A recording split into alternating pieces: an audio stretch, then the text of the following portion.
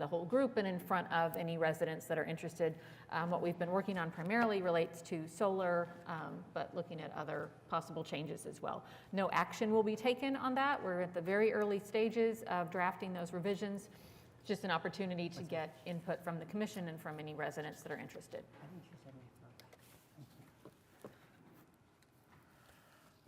Okay, thanks, Katie. Next up, acceptance of minutes. Have commissioners had a chance to review the minutes from the March meeting? If so, do we have any questions or perhaps a motion to accept or modify? I make a motion to approve the minutes from the March meeting. Okay, we've got a motion by Commissioner Poore. Do we have a second? Second. I'm going to say second by Commissioner Whitley. And now we can vote in PrimeGov.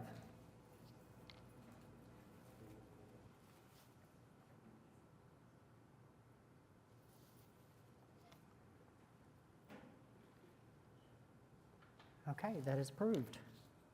Next up, Katie, anything from code enforcement? Nothing in particular to report. As always, the code enforcement report is attached to your packet. If the commission or any members of the public have questions about a specific item, feel free to contact HP staff or contact the Action Center. Okay, wonderful. Item 5, any continuance announcements or requests? We have no previously announced requests. We did receive one new request after the packet was published. HPCA 24-00023 at 424 Northwest 27th would like to be continued to the June 5th meeting. Wonderful. Item 6. Oh, so we do need a motion and a vote to continue that item. Sorry. I will motion to move that to the, did you say June 6th? June 5th. June 5th meeting. Okay, we've got a motion by Commissioner Jordan. Do we have a second? Second. Second by Commissioner Poore. All other commissioners, please vote in PrimeGov.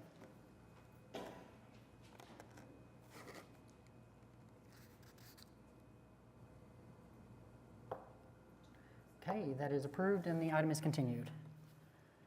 Item 6, Katie, public hearings. Nothing for dilapidated structures this month and no National Register nominations this month. We do have 4 items on the consent docket. The commission can pull any of those if you'd like to discuss it individually, or we can take a motion and a vote to approve the consent docket. Okay. Do we have any commissioners that wish to speak individually or have any individual questions on any item on the consent docket?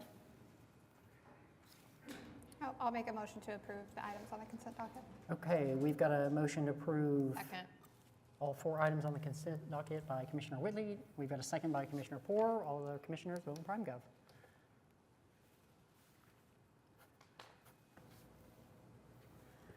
Okay, the 4 items on the consent docket are approved. If you were on the consent docket, congratulations, your project is approved. You have the option to stick around for the remainder of the meeting or head out.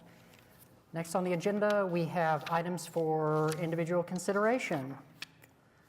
So first up, we have HPCA-24-00014 at 216 Northwest 35th Street, excuse me. This is Edgemere Park, Ward 2, consideration and possible action on application by Holly Hunt, Sam Gresham Architecture, for Chad Brown for a certificate of appropriateness to 4, construct new garage elective, 5, install pool and hot tub elective, 6, install artificial turf elective, and 8, construct pergola and fireplace with chimney elective. The commission saw this application previously. Several items were approved. The construction of the garage, pool, hot tub, artificial turf were continued, and item 8, construct pergola, is a modification to the previously proposed cabana that was attached to the garage. The staff report does still recommend a continuance on this item. The remaining concerns are that the garage exceeds the size that the guidelines support and does not approximate the historic garage, which we have documentation of because it has just now been approved to be demolished. The pergola doesn't meet the criteria for the height of a pergola, although it is in a location that's not going to be visible from the public right-of-way. And then overall, just a concern about lot coverage at the site with a recently built addition, a larger garage, a pergola that is sitting on concrete, pool, hot tub, artificial turf, etc. So those were the concerns raised in the staff report.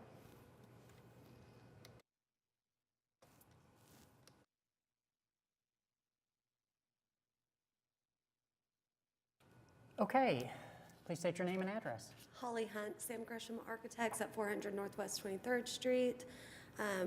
Happy to be here. As you can see, we've made a lot of changes from the feedback we received last month at the meeting. I think the idea then was that the massing, even for an open air structure, was just too much with a traditional roof. So we're happy to go with the pergola. To be honest, I was not aware of a height restriction on pergolas, so we're very happy to be within 9 feet. And just so all of you commissioners are fine, I think that would be something very easily handled with staff with some revision drawings. So we can totally maintain that height restriction. We understand that the garage is still bigger than the 450 in black and white, but again, that 450 is applied to all districts generally, and I think that they came up with that in some average. I would highly recommend that we look at drafting new rules for that size as well. We sent to the staff, and I'm not sure if it showed up in the handouts, but we did a survey of this street, this block, and like over 50% of the houses have garages over 500 square feet. We have a breakdown of some of the larger ones in an email I sent to staff. So again, we know that not just 450 garages exist in this district, especially in Crown Heights, where we have a little bit bigger structures, knowing that this area was developed when majority of people had automobiles, unlike Heritage Hills, where we get a lot of, carriage house type structures that were modified for automobiles. But here in this district, in this neighborhood, we see larger than 500 square foot garages all the time. Now, again, those of you that were at last month's meeting, you know how I feel about this coverage. This really has no bearing on HPC guidelines whatsoever. It's R1 zoning, and they didn't include it in those guidelines for a reason. I don't think it fits with the way that these were parceled. We don't parcel lots the way that they did back in the 30s or before.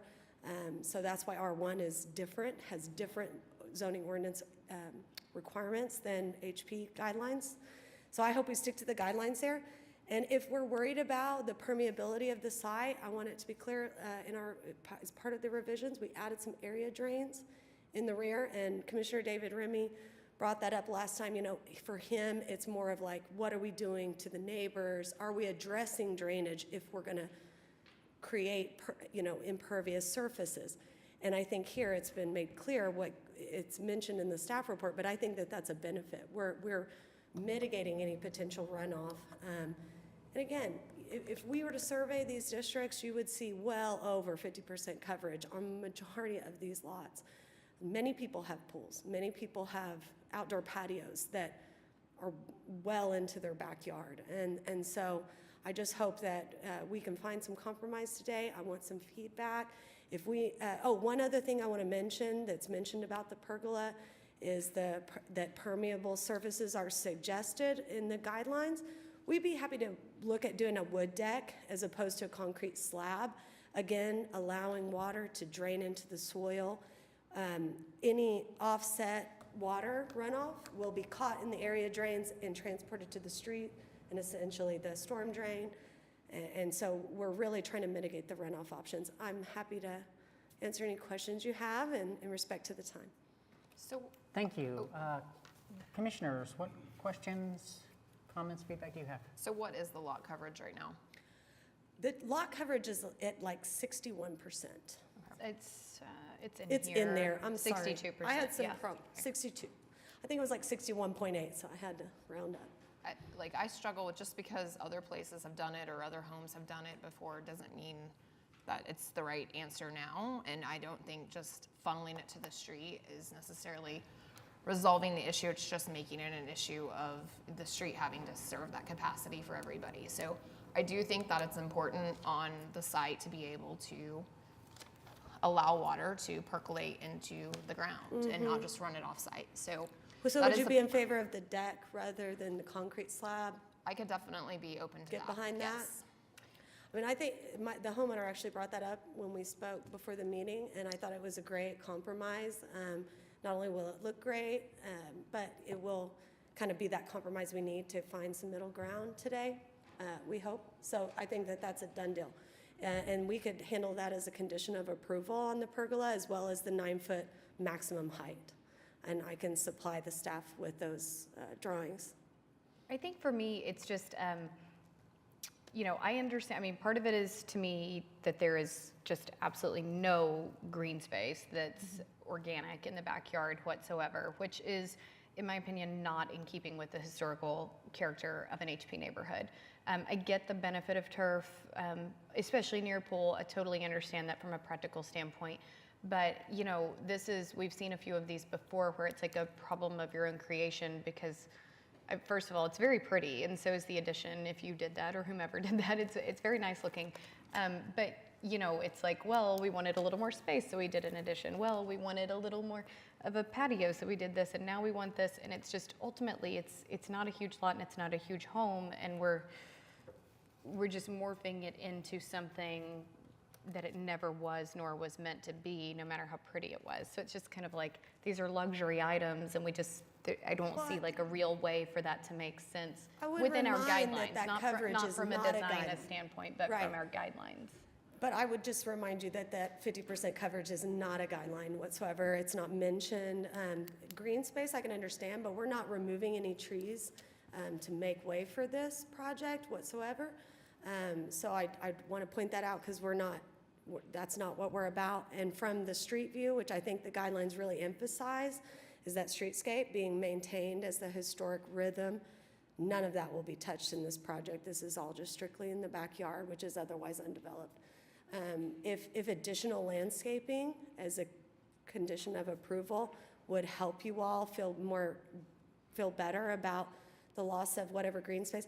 I also want to reiterate that artificial grass does permeate. It absolutely does. I have all the documentation to prove it. It allows for drainage. It's several layers. Yes, there's some excavation, but it's far less invasive than concrete. So even though it's not organic green space, as you put it, we are not increasing by hard impervious surfaces. Majority of the backyard will now be deck or artificial grass, and then of course the whole back part of the lawn will remain.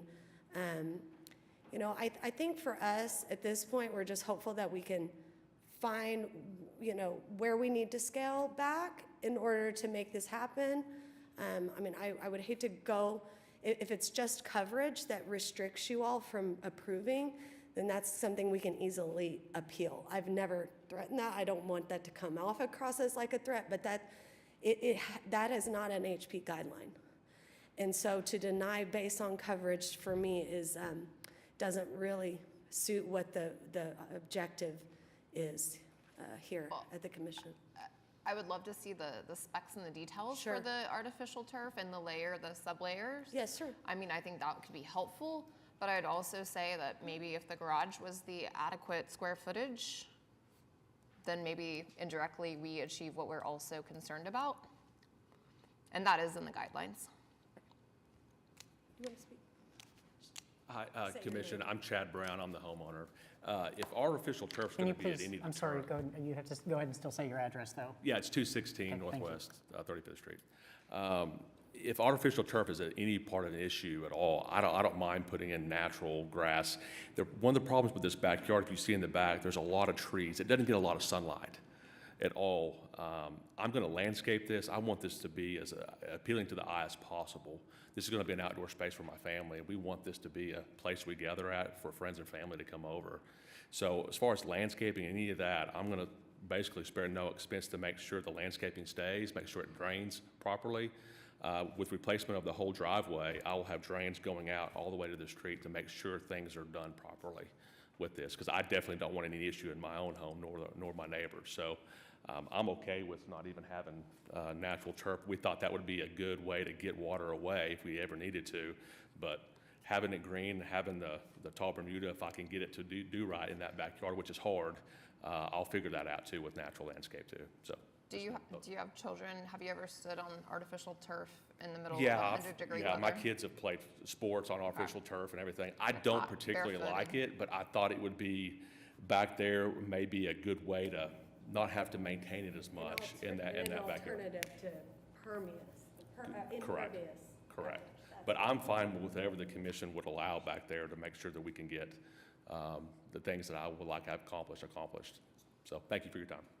Yeah, I think if we can, replace the concrete pad under the pergola with a wood deck, and you're okay with, replacing the artificial turf with some kind of, Ground cover, yeah, perhaps. like, Sure. they have Doesn't different necessarily- varieties, Right, fescue you're and right. stuff that work well under more shady areas. I think the commission would probably be more amenable to that, and that would also help reduce the lot coverage anyway. Thank you, so. thank you, Commissioner. Yeah, agreed. I think we're kind of at your mercy. Like, this is a very modest pool. It really is. I know we're asking for a little bit bigger garage, but we see that a lot in this neighborhood. So that's why we brought those numbers to the staff, just to show that it is more common to have above 500 square foot garages. But when it comes to the pool and the backyard and the pergola, we will work for it. Whatever you guys deem approvable, let's get there and let's, because many people in this district have pools. Many people have larger patios than what we're requesting. So this is just, we just, whatever it takes, let's get there. Okay, I'm going to ask if there's any members from the public that wish to speak on this item. So Commissioner Whitley, Being are you none. comfortable with the square footage of the garage? it was- It's It was 520? 300 originally, 450 is our guidelines and 528 is the current square footage that they're proposing. I mean, I don't love it, No. just because I don't, there's always the question of precedent. Someone else will come back and be like, okay, well, you approved a 530 square foot garage, so why can't I? But So what Just I gonna- will note on the garage is that the increase in size, and we've talked at various points and had workshops about that 450 is kind of a baseline, and that the commission may consider other factors in approving a garage of a larger size. One of those is the extent to which the increase in size is visible, is visually perceivable from the public right-of-way. The proposed width of the garage is 22 feet, which is a pretty typical width for a historic garage. Where the size gets larger is that it's 24 feet deep, which is also not like crazy. out of line with size. What I would comment upon that gets to the guidelines about approximating the historic garage is we've got an 18-foot wide garage door proposed. That is not typical even where we have a 2-car garage door. Usually those are 16 feet, and that gets to kind of a no longer a residential scale of the garage door opening. And then we are going from a 1-story hipped roof to a 1.5-story front-facing gable. So just to kind of lay out all the garage issues. I would also point out that only half of the structure is ever going to be visible from the front. And we do see open gables in this neighborhood all the time. And if that's something, we need to prove, get a lot of Google images, we can show that. But this, again, this is a more typical garage, what we see in this area, than what was previously there, which was 150 square feet below what your guideline minimum is. So again, it was a tiny garage to begin with. That was, obviously, that's been approved for demo. We know that was, sorry to bring that up, but, We have a guideline minimum? well, 450, or max. That's the baseline, just as she said, baseline.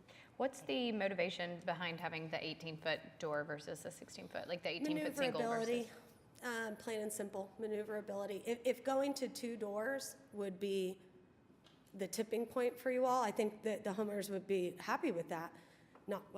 Obviously they prefer this because it is easier to maneuver, and you can park your cars a little bit closer together, allow for a little bit more storage, because again, at 450 square feet, you get no storage. I mean, you can park 2 cars in it and that's about it. Are you planning on, like you have attic space called out here. Yeah, that would be that additional storage I mentioned.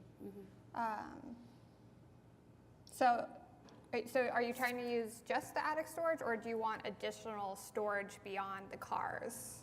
Well, like the homeowner said, I mean, they've got multiple kids, bicycles. I mean, there is a need for storage in the garage. I think we all could agree. And we all understand that the 450 is a mean number from any district, right? So we're just trying to say that in this area, it is more common to have larger garages. That's all I'm saying, even historically. I'll add one other thing. A lot of times in these neighborhoods, you have a lot of street parking, and it's difficult to get a car up and down the street with a ton of street parking. And the whole point about this garage is moving it back and making it a little wider. As you can see in this picture up here, in order to get a car on the right side with a car in the garage will allow me to have an additional car back there, so I'm not parking on the street and taking up space too with friends or family that may come over. I'm trying to eliminate street parking at all for my neighbors and everybody else, because it is a problem on these streets, as you can imagine. So that's part of the reason why for the garage size too. Yeah, I can understand that. I think, sometimes we're the commission, or at least me anyway, I don't want to speak for everyone else.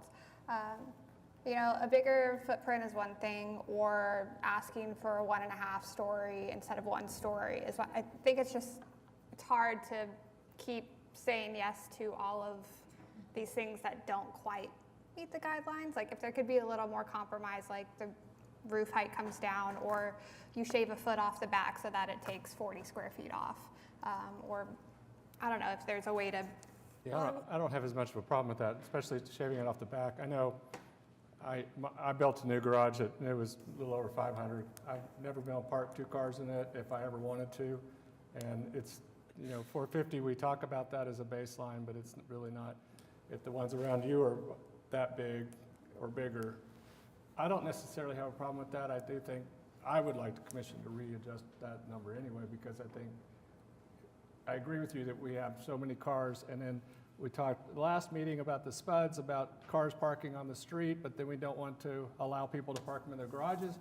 Something has to give in this conversation, because we have people coming that say, we don't want them on the street, we don't want you to have a garage, so something has to be done, in my opinion. If it's, the numbers, like you said, are technically close from a visual standpoint, I'm okay with that. The garage doors getting bigger is a little bit of a bigger issue just because it makes it look like more of a commercial type product. So that is an issue. But Again, as a condition of approval, we'd be happy to move to 2 individual doors. If we could, because especially if you're gonna have 2 doors, as you know, a little bit square footage would be warranted for maneuverability. And I mean, a lot of these garages, as Mr. Brown mentioned, are so close to the house that swinging into that interior bay is made very difficult. And so I think all those things are a part of why, or if you will, in a unique circumstance to allow for a slightly bigger garage, including the bigger garages in the neighborhood, including the fact that, we're trying to mitigate these issues, including the fact that we're mitigating runoff. We I was really trying to find hope. a picture of, there it is, of the garage door. I agree about the size of garages, and it's and specifically the point that you made about we want cars off the street, so let's give them a place to go, not prohibit people from also using their garages. Totally agree. It's just a lot of concessions in one packet. So, it's a lot of special circumstances here and a little bit from here and a little bit from there. I would definitely like to see the 2 garage door. If we got to a number of 500 square feet, I don't even honestly care about that. but- That's what I'm trying to get at, because if we do end up continuing these items, So how about I if we would did want the wood deck, did the 2 wood car, decks for sure, we did the 2 doors, 2 doors. and left the Okay. square footage, would that be okay? I'm great with that, guys. No I mean, AstroTurf. And we can get rid of the AstroTurf and do ground cover, as Commissioner And a Whitley. 9-foot height 9-foot height will be a maximum on the pergola. pergola. Absolutely. Is that all good? Those 4 condition items. Okay, it Heidi. sounds like we're moving towards being able to get some motions on the floor, but I have a feeling you're going to ask what I'm going to ask. So I was just going to say, are these items that can be administratively. Yeah, thank you. That's Yeah, what I was going those- to ask. All of those things are nice and clear, that can be approved with condition that each of those Be met. revisions be submitted to staff. Submitted.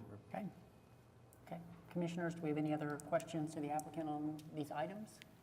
If not, do we have anybody that wants to Public, make a motion? public, Oh, Did well, I think I ask did earlier. ask. but you already asked. Thank you.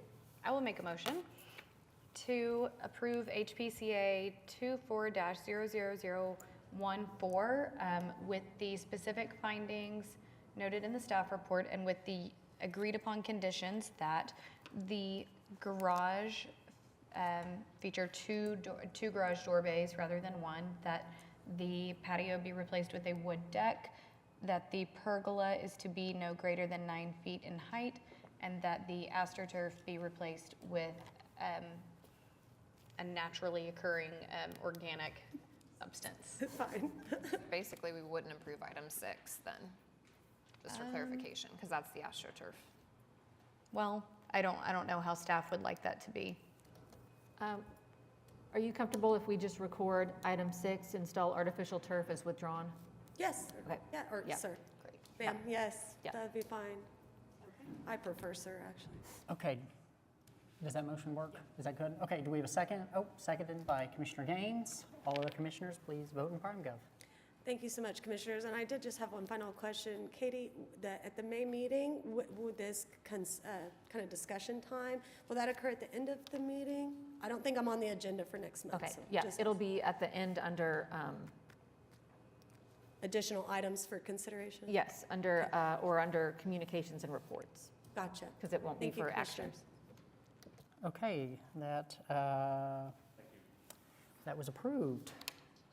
Thank you, Commissioners. Next item up, HPCA-24-00020 at 928 Northwest 25th Street. Katie, tell us about this project. This is in Paseo Ward 2, consideration and possible action on application by Daniela Lara, Custom Pro Roofing and Solar, for Wayne Richards for certificate of appropriateness to, 1, install solar, elective. This is an application to install solar panels down the side, not the corner side, but the interior facing side of the dwelling.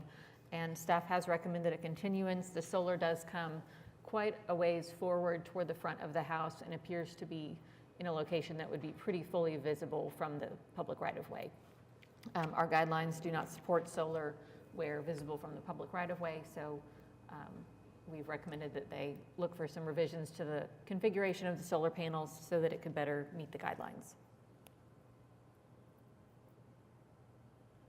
Okay, thank you. Do we have there's the applicant here to speak on this. Nobody to speak on this. Commissioners, do you have any comments on this item?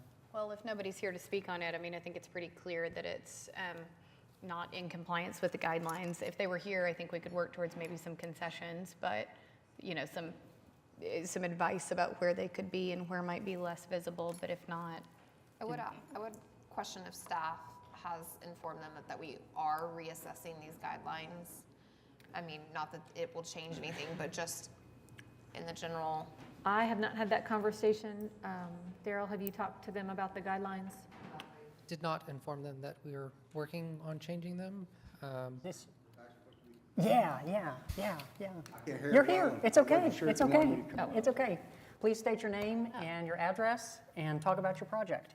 Okay, you want the address of the project or my address? Your address. My name is David Herder. I'm a licensed journeyman. I've done hundreds of jobs here in Oklahoma City, from Devon Towers everywhere. My address is 13510. Okay.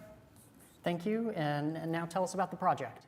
Excuse me? Tell us about the project. You're here to Okay, speak on. they're going to be put on, the panels are going to be put on the back of the house. I do have a diagram if y'all want to see it, the layout. And the only equipment on the front will be next to the meter and the service panel. So is this a change from what was initially submitted to staff? I'm sorry. Is this a change from what was submitted as part of the original application? Yes.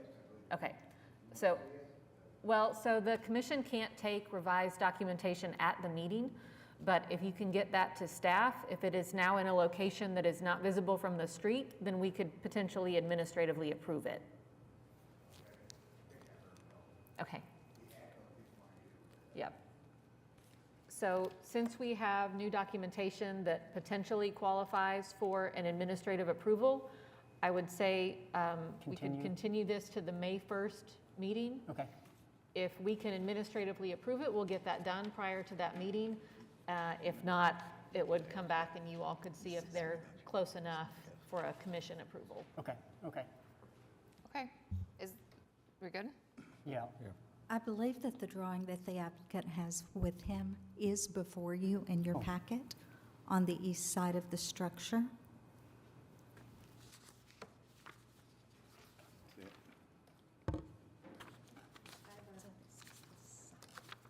Okay, sorry, I lost my microphone there for a minute. I think just jumping back to come full circle, it still is pretty far from what's allowable under the current guidelines.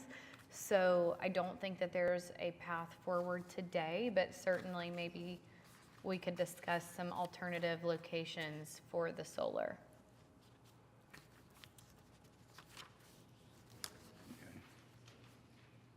Angela, is it, I see the plans, is it Visible?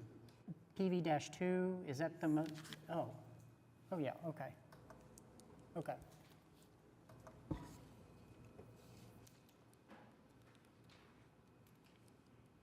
What's this, the place where they, the garage? Okay. So is this where they're wanting to put them, or would they, I don't understand what they're wanting to do. it sounds, are we still moving towards a continuance? It sounds like we need to continue this item, so we can I get. believe so. Okay, Please, okay. thank you. Okay, we're going to vote to continue this to, I'm sorry, what date is it, the May 1st? Yes. To the May 1st meeting. Do we have a I'll make motion? a motion to continue item HPCA 240020 to the May 1st meeting. Okay, motion by Commissioner Poore. Do we have a second? Second. Second by Commissioner Whitley. Everybody else, please vote in PrimeGov.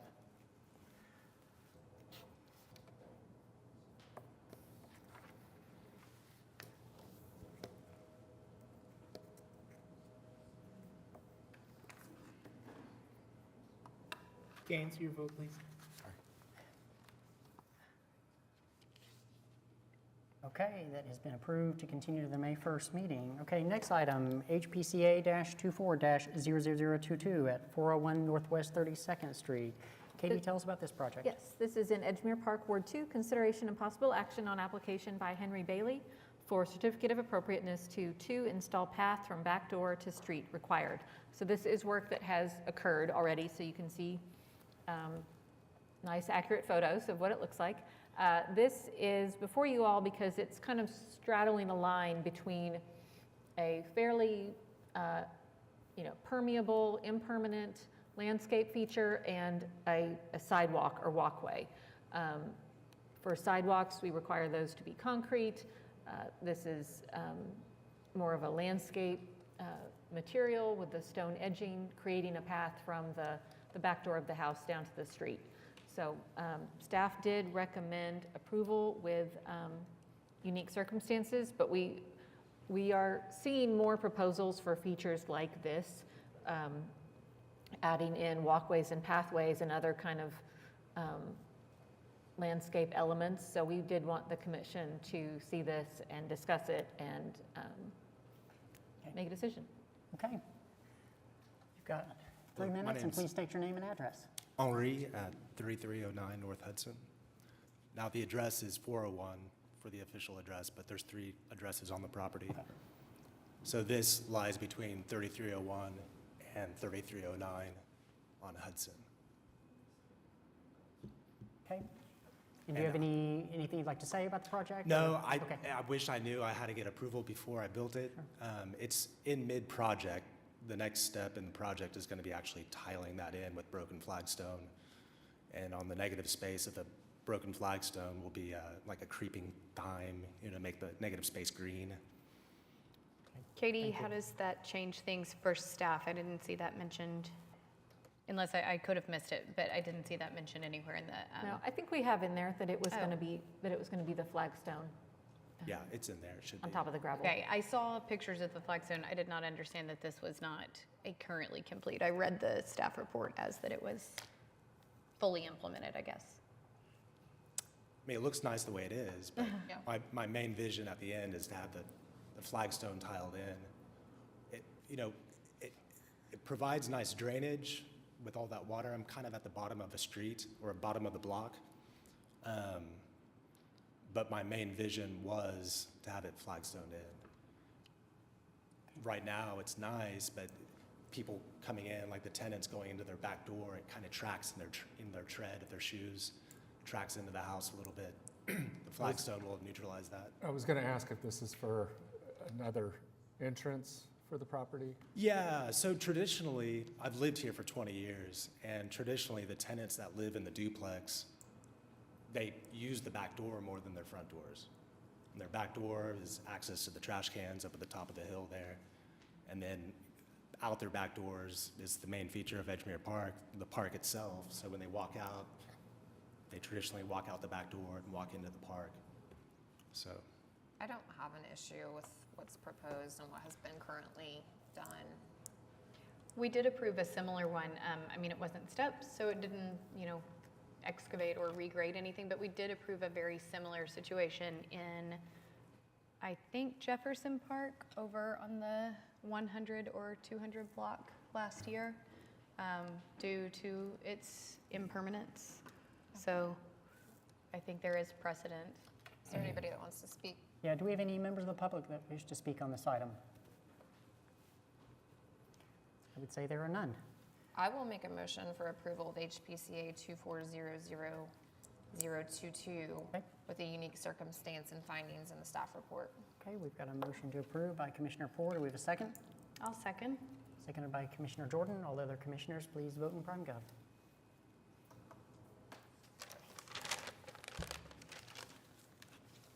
thank you. Okay, that project has been approved.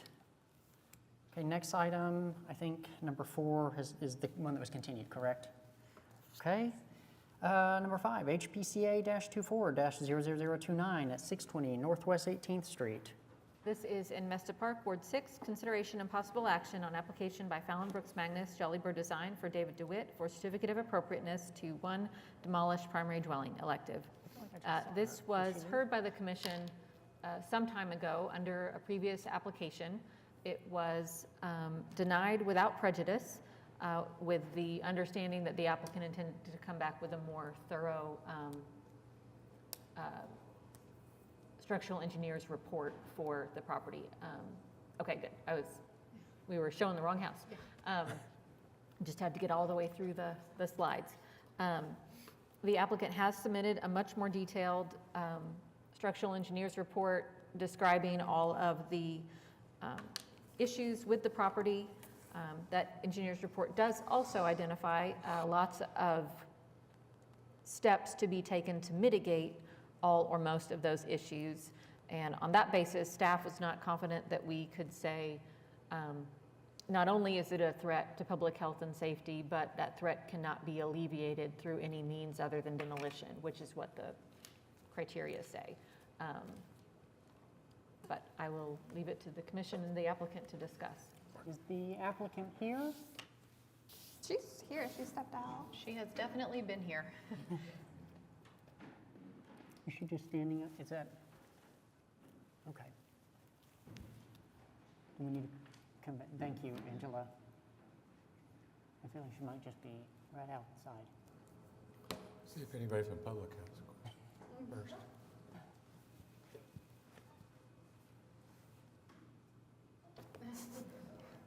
Welcome.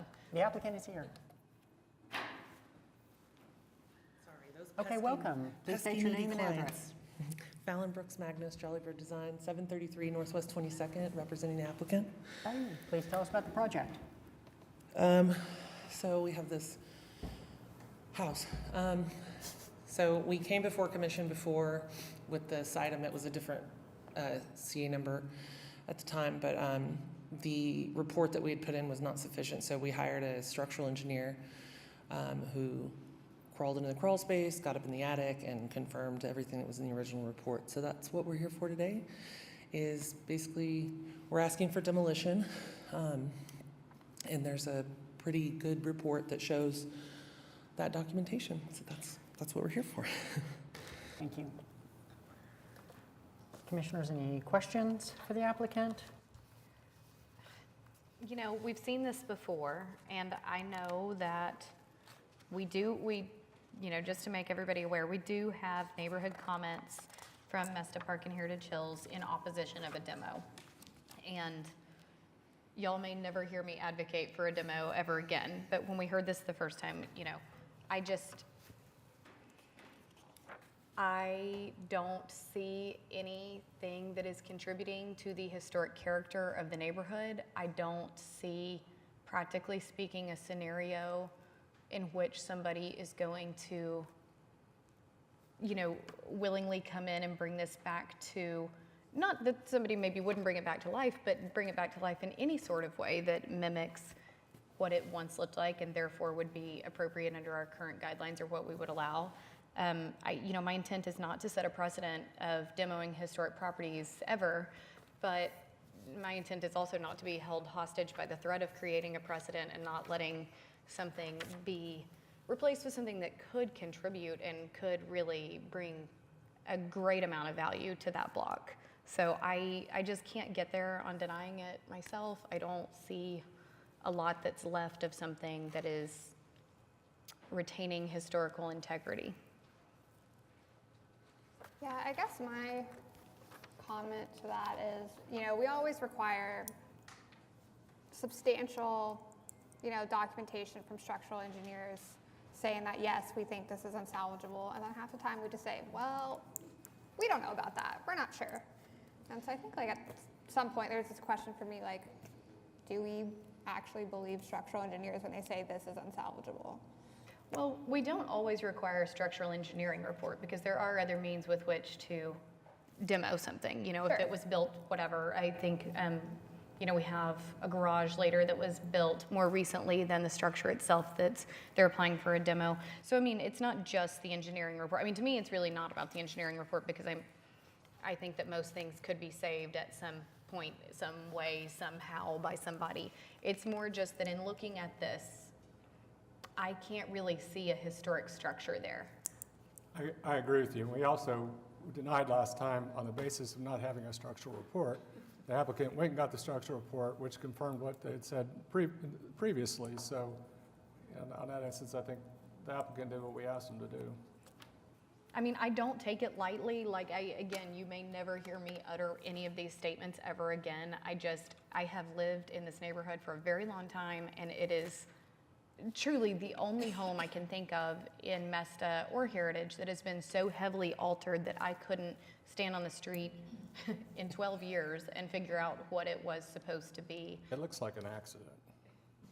Well, it is. You know, it's definitely an accident. That should have never happened.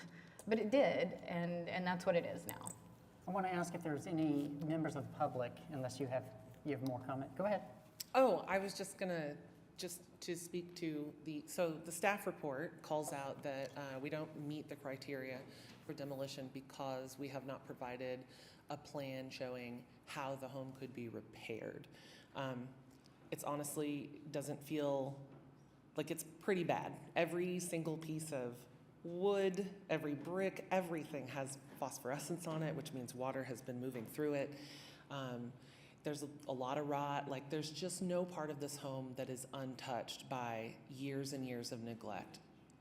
On top of that, we honestly cannot figure out what the original footprint of this house is. Nothing on here even comes remotely close to what's on the Sanborn maps. It shows a very small footprint that honestly is the only thing that we could think is maybe that one massing of the main roof over the front, not the part that's over the porch, but the part right behind it. Other than that, there's really not a lot of evidence. To bring this back to life, I think most developers, flippers, they're not going to touch it. It's going to continue to sit here. And as Commissioner Gaines said, last time we were here, we were told that the missing item was an engineer's report, and we got that. So beyond taking this thing apart piece by piece and reassembling it, which is still a new house, like I don't know what alternative there might be. So Have that's you my all 2 spoken cents. with the neighbors at all about, I mean, is there any pushback from, I know the Mesta Park Review Committee has sent in their feedback, but I mean, again, I lived, 10 houses down from this. I'm just curious how the people on either side of this house and across from it feel about the possibility of it going or staying.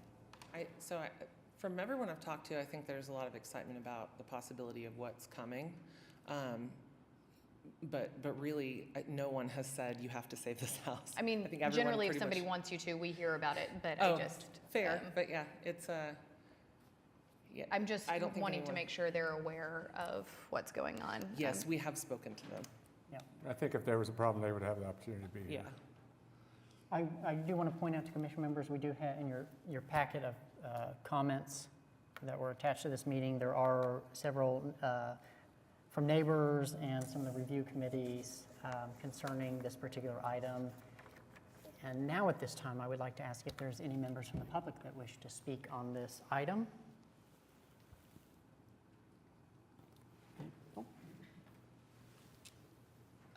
You were almost there. Come right on up, and please state your name and address. Yes, David D. Witt, 904 Northwest 40th Street. Thank you. So I am the owner of the property. I want to give a background. This isn't a commercial endeavor. We own a house across the street, and we were reluctant to even buy that one because it looks at this. And we had the opportunity to acquire it. We did so simply to help take it under control, to help, if there's any way possible, bring it up from this kind of architectural disaster that it is. And so this isn't buy a house to scrape for money. It's certainly not that. Beyond that, I echo everything I've heard, that the house has been altered so much. I think 40% of the floor plan is non-original. It's non-conforming architecturally, spatially, and it itself doesn't have redeeming value. It is kind of a detriment to the block. So all the great work that HP does and the residents do with following HP and maintenance to keep the block looking great, this house detracts from all of that. And so because it seems like it'd be so hard to ever bring it back to its original contributing kind of architectural value, that removal, then a reconstruction with HP guidelines would be the best thing for this block and the local HP community. And as for the structure, the report points out that basically every element has a remarkable failing, with the stem wall, the piers, the floor structure, the wall structure, the roof structure. And that's before the aesthetics on the exterior. And we have experience doing heavy structural repairs, but this is, all 5 big elements. At the end of the day, what are you perpetuating? It's this thing that detracts from the great product of all y'all's work.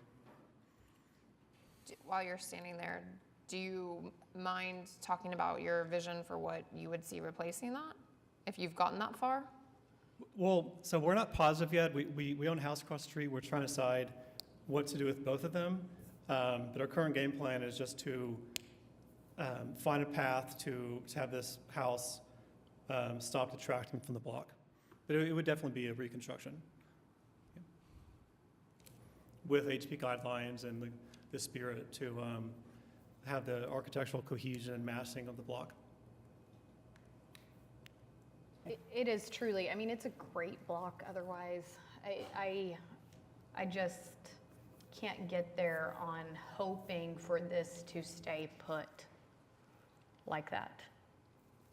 Yeah, you can go out and find an engineer that will always give you a report that says that it needs to be demolished, that you can't salvage it or repair it. I don't think it's incredibly historically relevant to the rest of the neighborhood. It would be nice to know like what is to come instead of it getting demolished and just sitting there as a vacant lot for however long, I don't know. So I think that's my hesitation a little bit. I think if there was an application for a proposal to follow it, that would be. Did it not have a proposed, like a conceptual in the first go-around? We did. And not that that means that's what has to be I was there, not but- here at the January Okay. meeting, so this is all fresh to me. Okay. It did. There was a render of a. I mean, it was just it was pretty really a comparable to the placeholder. two. It was really just a placeholder we stuck in there that fits the lot. Katie, correct me if I'm wrong, but I thought that we did not, trying to think how to phrase this. I didn't think that we necessarily were supposed to determine on whether we should be demoing or not based on a conceptual because it has not, because I'm not saying conceptual You mean necessarily. It would be actual nice to have an application. application. This is like, here's the plans that we would like to submit, but I know we can't make them do that. It's just, my fear is you demolish this and nothing sits there. I mean, it's probably better than it being dilapidated, maybe, but I'd like to see something contributing back on that site, on that property, sooner than later. Commissioners, do we have any other comments or questions for the applicant? We moving closer to getting a motion? I'll make a motion. HPCA Oh, I'm sorry. We may have other people that wanted to speak. We might see if anyone else from the public wanted to talk. I did think I called for it, but I'll do it again. Do we have any members from the public that wish to speak on this item? Okay, there being none.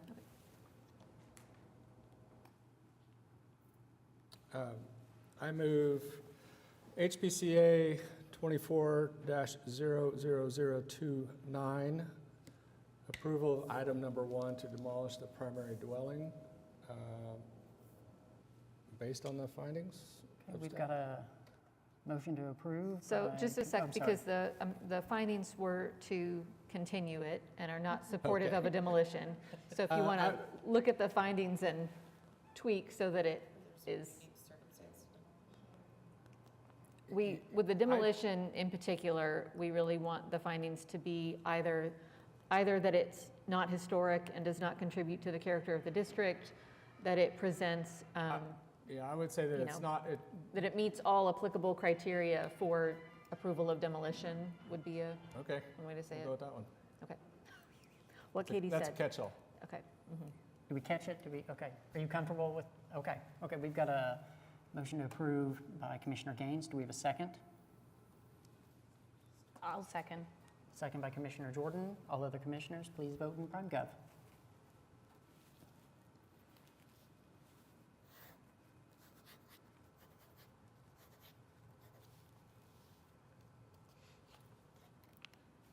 Has everybody voted?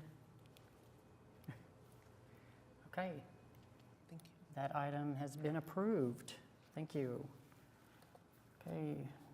Next item on the agenda, HPCA-24-00030 at 2217 Northwest 27th Street. This is in Shepherd, Ward 2, consideration and possible action on application by Jonathan Reinke, Living Spaces LLC, for Joseph Davy for certificate of appropriateness to 1, demolish garage elective and 2, construct garage elective. Staff did recommend approval of the demolition of the garage based on the condition as documented by the applicant. We recommended approval with condition of the construction of the new garage. That condition was to reduce the size down to the same footprint as the historic garage. It's, I believe, about 20 square feet larger. In reviewing the plans just today, in preparing for the meeting, it caught my eye that the width of the garage, what's really increasing is it's getting a little bit wider to be more functional, but it's actually shorter than the historic garage. So that change in the footprint, you all may discuss that with the applicant and determine that they're close enough to what the historic garage was that we don't even need that condition, making your argument for you perhaps. But the applicant's here to speak. Okay, please state your name and address. John Reinke at 2304 Northwest 26th Street. Thank you. And obviously here to talk about this one. Okay, thanks. So, yeah, so the footprint of the existing garage was 520 square feet, I think. We actually initially, if you guys look at the if you guys are looking at the plans for the, in the submittal, the square footage that red flagged us is the result of the math in the red lines that I had done as a result of a query from my customer asking if we could make it a little bit wider and shorten it up. And he asked for 22 and a half feet wide, and I put it in at 23 and a half feet wide. So the appropriate width that we're actually looking for is 22 and a half feet wide instead of the 23 and a half that's currently noted. And that brings us to 517 square feet, which is about 3 feet smaller than the existing footprint. So that would just be an agreed upon condition that it's, well, that's a happy surprise. Yeah.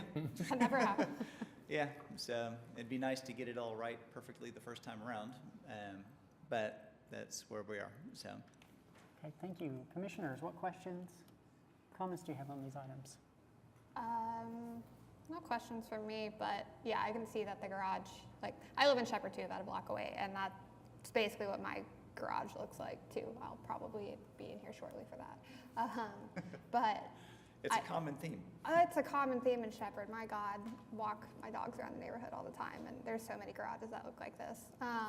So I have no problem with demolishing it, and your proposed plans, you know, it's pretty similar to what's there. I can't argue with it. Do we normally approve steel pedestrian doors? I feel like that's come up an awful lot of times on garages and been denied, I mean. I can say that, yeah, I've done probably 15 or 16 garages with you guys in the past 7 years, and 3 of them have been in the Heritage Hills and Mesta Park areas, and in those I did use wooden doors, but by and large the pedestrian door that's, you know, for everything I've done in Shepherd, we've used steel. So it has been approved in the past. You know, I am very aware that just because we did it once and it's not right doesn't mean we get to do it again. But that is currently a door. It isn't facing the street, so it's fairly minimal in terms of impact. So Adjust that. guidelines say new garage pedestrian doors may be solid wood with wood frame or alternate door and door frame materials such as composite wood or aluminum clad wood for locations not visible from the public right-of-way. I take such as to mean including but not limited to. And yes, we have, in cases where the door was not visible from any public right-of-way, we've approved some steel doors and fiberglass and other materials. And that guideline says what it would be facing the street. There's no guideline addressing it if it's not facing the street or visible. I think that's The what we're alternate not materials visible. are Not for visible. locations not visible Yeah. from the public Alternate, right-of-way. okay. Yep. Yeah, I didn't even necessarily have a problem with that. I just remember discussing it at length on another project, but it was probably just in a visible location. The staff also brought it to my attention, and I left it there because it had gone before, and it's a good door. It's, you know, so. Okay. Do we have any members from the public that wish to speak on this item? Okay, there being none, commissioners, any other questions, or can we entertain a motion? I will motion to approve items 1 and 2 of HPCA 24-0030 with the specific findings in the staff report and the agreed upon condition that the garage width be diminished by, was it just exactly 1 foot? Yeah. Okay, to 22 and a half total feet wide. Okay, we've got a motion to approve the conditions by Commissioner Jordan. Do we have a second? Second. Seconded by Commissioner Poore. All other commissioners, please cast your votes in PrimeGov.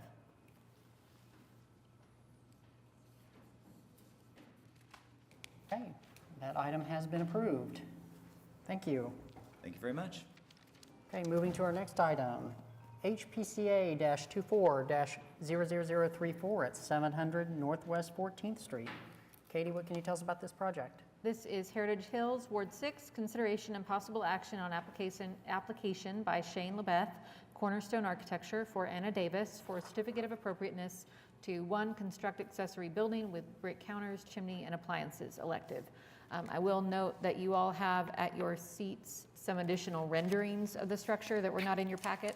it's not a change, it's not new information, it was just some additional visuals that the applicant provided to staff too late for us to get it into your packet. We have reviewed this one, and because it has a solid roof, it's not a pergola, so we review it as an accessory structure. The guidelines do not prohibit accessory structures from being visible from the street, but talk about appropriate placement, about being secondary to the primary structure, about compatible materials, scale, etc. We felt that the distance that this structure is from the street, the relatively minimal scale of it, the low height of it, all made it compatible with the house, even though you will be able to see it through the driveway gate, and staff did recommend approval. You do have various comments from Neighborhood Association as well. Okay, and please state your name and address. Yeah, Shane LeBeth. I'm 3241 Southwest 93rd, Okay, thank you. and I'm the architect. Okay, talk about your project. Yeah, so Larry and Anna Davis asked us to come together and design an outdoor kitchen. They do a lot of things outside. They have a beautiful backyard with great landscaping, and so they wanted us to design a kitchen that really felt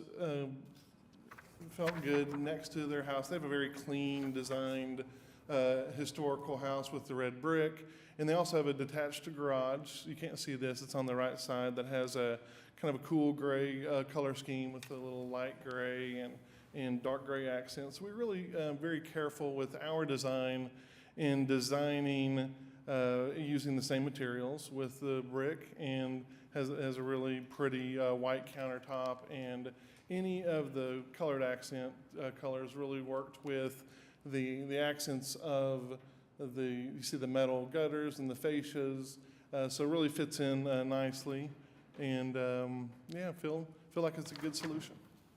Okay, thank you. Commissioners, what questions do we have? Well, Katie, I think when you mentioned comments, it sounded like there were multiple, and I'm only seeing the one, so I just was concerned I was missing something. I think you're right. I think it's Okay. just the one. Okay. So, seems like the staff recommendation of an agreed upon condition addresses the first concern in the comment we received regarding the setbacks. And it just goes on to state that the structure doesn't match the architectural features on the main house and appears too contemporary for a visible project. Yeah, I mean, I don't know if you can pull up the rendering, but as you can see, that if you look at the rendering and compare it to the pictures, it's very in kind to the building. We're going to use this very similar brick, same brick color. The color schemes are going to be good. I think part of their concern, we wanted to be really careful to not have the roof extend over the 9-foot height at the same point. The real focus is to maybe have, some people over, yeah, there we go, and, make some food and have the ability for them to enjoy the backyard and look towards the southwest. It kind of opens there to all of their landscaping and even a view of downtown. So we really wanted to try to design something that focused all the people that are sitting there towards the landscaped backyard and the skyline.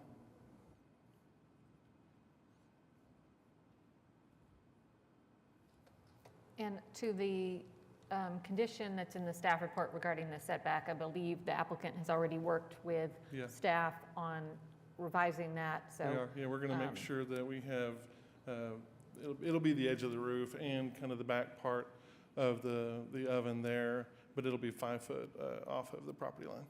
I just want to make sure, because am I reading this right? There's actually 2 items in conditions. There's also the lighting plan.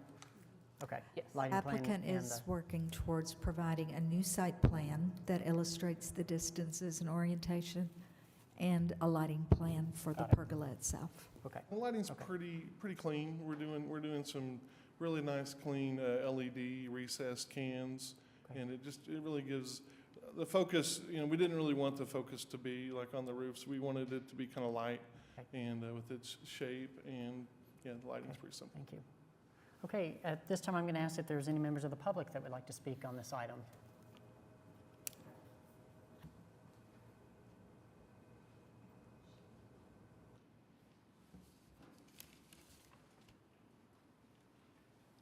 Hello, Mr. Chairman. How are you, sir? I'm good, thank you. Please state your name and address for the record. Sir, Marva Ellard, 1521 North Chartel Avenue. Thank you. I'm trying to figure out how to say this. I don't think we're at all opposed to the use in the backyard or what Ann and Larry would like to do.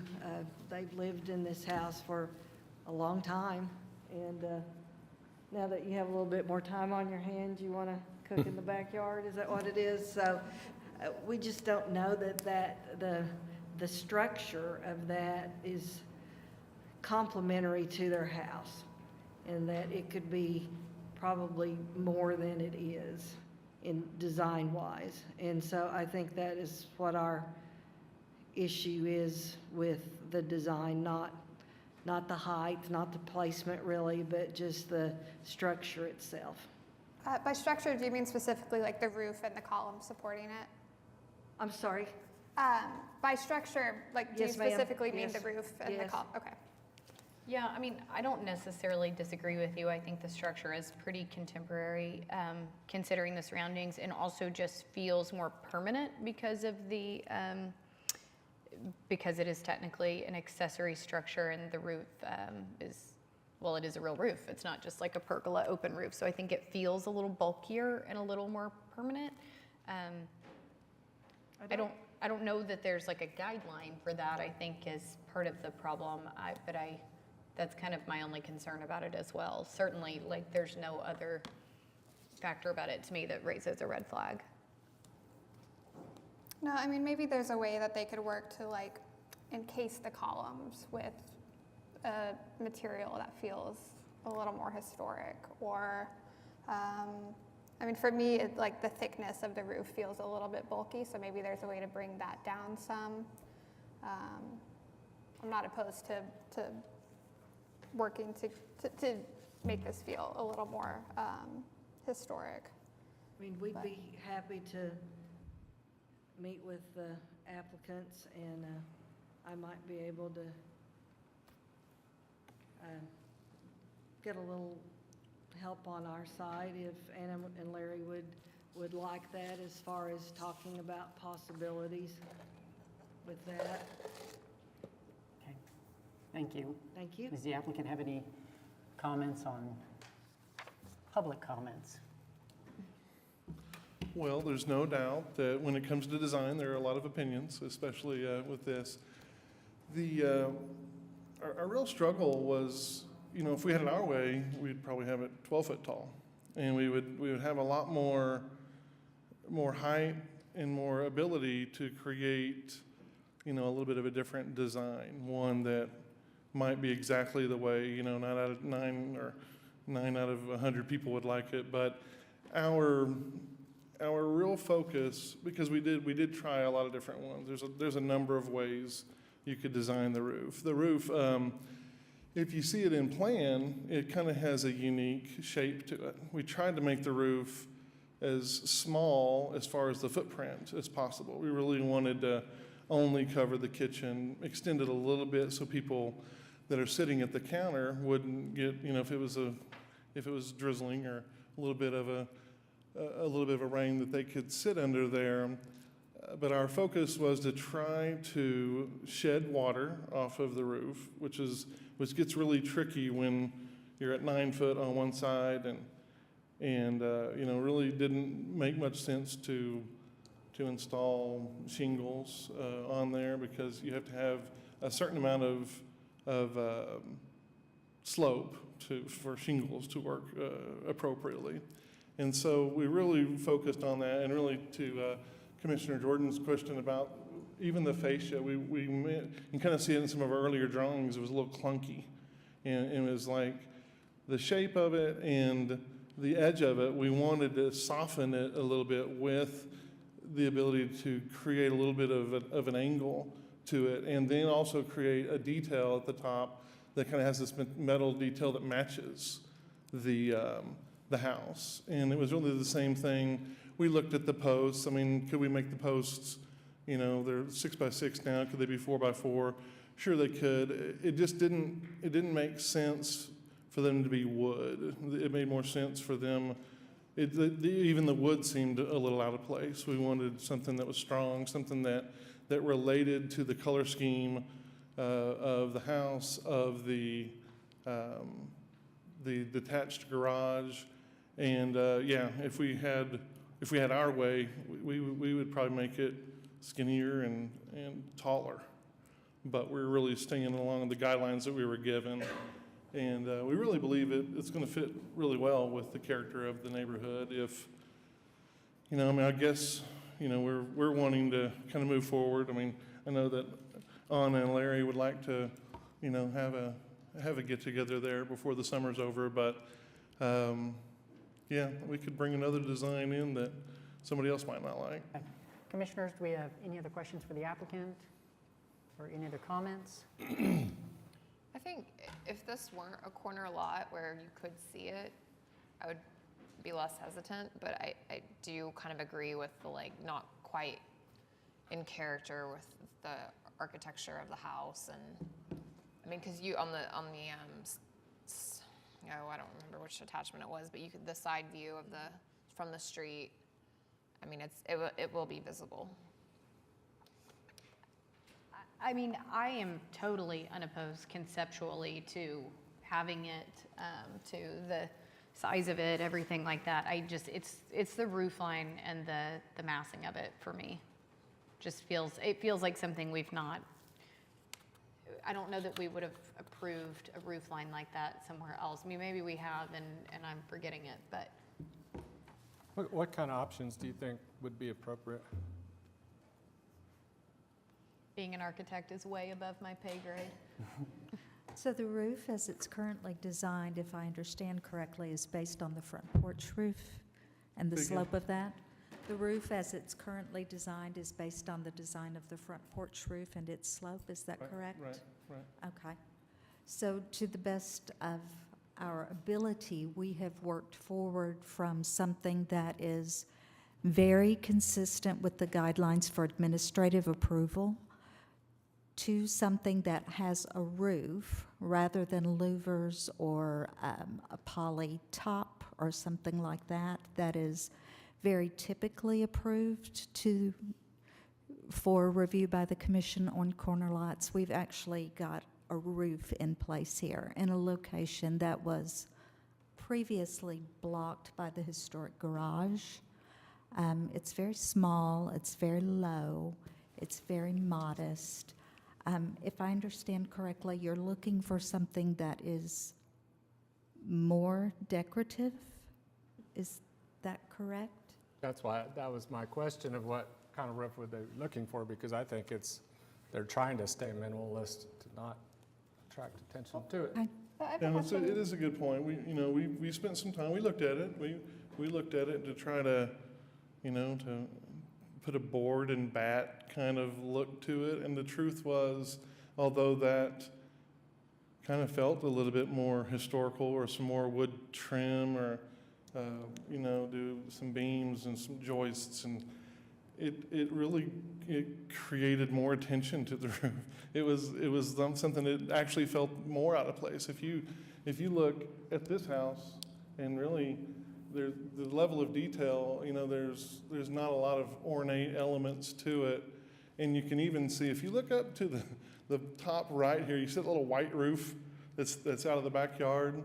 That's their view of this historical area, is the kind of rolling white concrete roof that's back there. But we struggled. I'm sorry. Yeah, you can kind of see it back there to the right of the History Center? Huh? Is that the history? It's an office. Yeah. It's the mid-century office. Who knows? It's some office. That's their view of the backyard. But I do get that people might have another, like Commissioner Gaines is talking about, you might have another opinion on what the roof design is like, but I promise you, if we came in here with another roof design that somebody else might like, somebody else might not like it. Katie, is TPO like a roofing material that we would typically approve for a new structure in a historic area? So, yeah, on a flat roof, we generally don't get too concerned with what the roofing material is, Right. so long as it is an acceptable product for that roof Right. type. Yeah. Hey, commissioners, any other comments? I think it's not, for me, the angle and the shape, it's the shape of the roof. It's like something more traditional, like square would seem more appropriate to me. And like the columns on to go up that were bricked or something would seem more like a Yeah, porch. That's like- kind of what I was thinking too, like if there's a way to encase them or bring in some cast stone details like you have towards the front. Is the thickness of the depth of your ceiling, is that just for your can lights? No, we're kind of, like, if you look at the dimensions, the top trim is around 5 inches, and then the bottom gray element there, the light gray, is about 9 inches. So all in all, you're looking at kind of like a 2 by 12. And again, if we added brick accents, you know, like you said, cover the steel columns with brick, and we added some detailing, you know, to satisfy people that like that kind of look, you know, it might satisfy certain people. That doesn't necessarily means it would quite, you know, what was the word? You know, as far as the aesthetic connection to the house or to the neighborhood. Okay, thank you. Commissioners, anybody feeling like making a motion on this item? I'm just not quite there with it design-wise. I would really like to see it come back for another pass. I love the idea. I think it'd be really fun for everybody involved. Is there a way to have a meeting with you guys before that? You can meet with staff all the time, Well, I mean, volunteering. we've been meeting with staff, yeah, for Neighborhood, months. I think neighborhood you offered can. to meet, because that was one of their concerns too, was the lack of architectural features that are matching. So I think also meeting with Marva and the neighborhood would be helpful. Yeah, and I think, I feel like Marva, I'm sure she's still here, but Marva said she'd be willing to sit down and visit, so. And staff's happy to meet, you know, now that we've had this feedback from neighbors, from the commission, you are welcome to, you know, get together again with staff and talk through what possible revisions might address all those concerns. And obviously, you know, it's going to be up to your homeowners on what changes they're willing to make as well, so. I don't think we're not here trying to please everybody's, Right. you know, design. I think the concern is it just doesn't quite feel historical, or like that it fits into this historical neighborhood for me. Yeah. And so I want to see something a little bit more that brings in a little bit more of that character. And it could be simple things like, you know, the eave has a trim profile that, you know, has more of like the shadow lines and matches more of the historic trim that you would see on the house or around the neighborhood, or a more traditional roof shape, or, you know, not asking you to redesign the whole thing. Yeah. I I think get it it, was- I get it. We could put crown mold on it, there's a lot of different ways to do it, I get it. Well, unless anybody has further comment, I mean, it sounds like we'll hear this again next month. So if you all are ready for a motion. Do they want to be back next month? Oh, I guess that's a great question. Would you like to be back next month, which would mean you have to have materials submitted by next Tuesday? Or?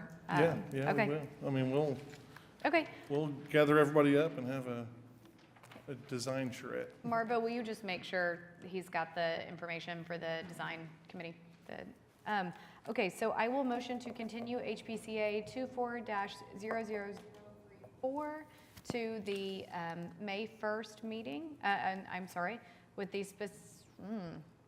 specific findings tell me to approve it. So So with the I guess I don't need continuance, anything. It can just be a continuance. You Yeah. don't need any other Yeah. findings. Sorry, I got it all. missed a meeting and I'm out of practice. right. So I will motion to continue it to the May 1st meeting. Okay, we've got a motion by Commissioner Jordan to continue the item to the May 1st commission. Do we have a second?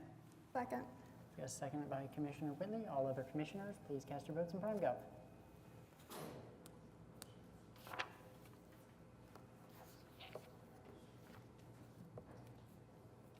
I've lost my, so yeah, I need to get back into the live meeting, or, You can do it verbally. yeah, or verbal, and yes. Okay, that item has been continued to the May 1st commission hearing. Thank you. Okay, our last item for individual consideration, HPCA-24-00035 at 1703 North Hudson Avenue. Katie, talk to us about this project. This is in Heritage Hills, Ward 6, consideration and possible action on application by Brent Wall, Laud Studio, for Matthew and Mary Austin for certificate of appropriateness to 1, install patios in the side yard elective, 2, install transparent fencing elective, 3, install trellis elective, 4, reduce cistern to grade and install sidewalk elective, 5, install sidewalks in front and side yards elective, 6, replace pavers and gravel with concrete in backyard elective, and 7, widen front planting beds elective. Okay, thank you. And yeah, as it describes, this is a landscape project creating some at-grade patios, pathways, landscaping.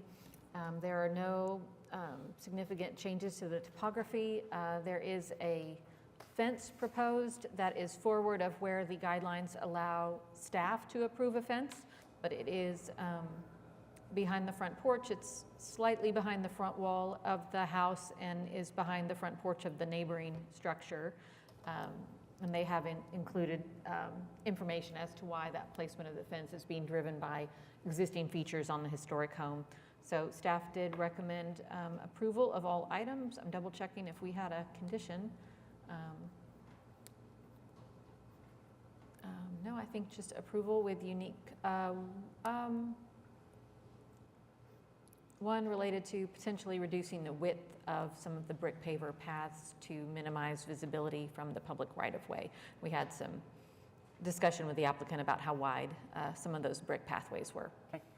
Katie, can I ask you a quick question? The neighborhood comments speak to a previous case where fencing was denied.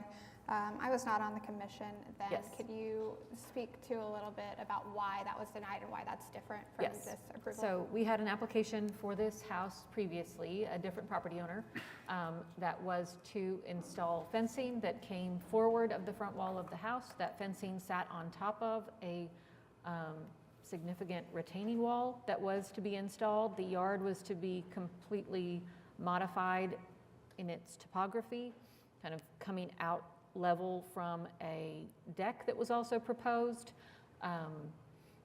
So they were altering the topography of the site, putting in a retaining wall in the front yard, fence on top of the retaining wall, pool on top of the elevated yard created by the retaining wall, fencing along the drive that didn't meet guidelines. It was, in staff's opinion, a much more significant change to the property, much more visible change to the property, and numerous aspects of that application did not meet the guidelines.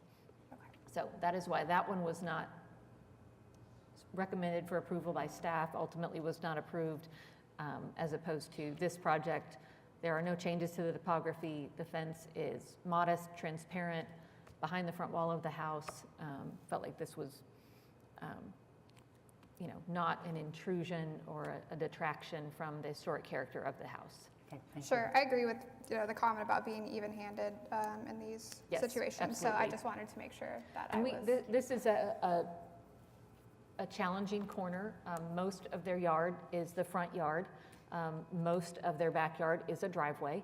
And that's not because it's an outrageously large driveway. There's just not, the way that the house is oriented, the way the property is configured, there's just not a lot of outdoor space that can be made secure or private in any way. And we have talked to many different applicants and I guess prospective homeowners and that sort of thing over the years about this property, and feel like this is an appropriate proposal for the property, so. Okay, we've got the applicant here. Please state your name and After address. all that. Brent Wall, 220 Northwest 13th Street, Suite 1. I am the landscape architect for difficult corners and Heritage Hills, for sure. Thanks for having me today. I'll probably start kind of with what Caitlin, or Commissioner Whitley said.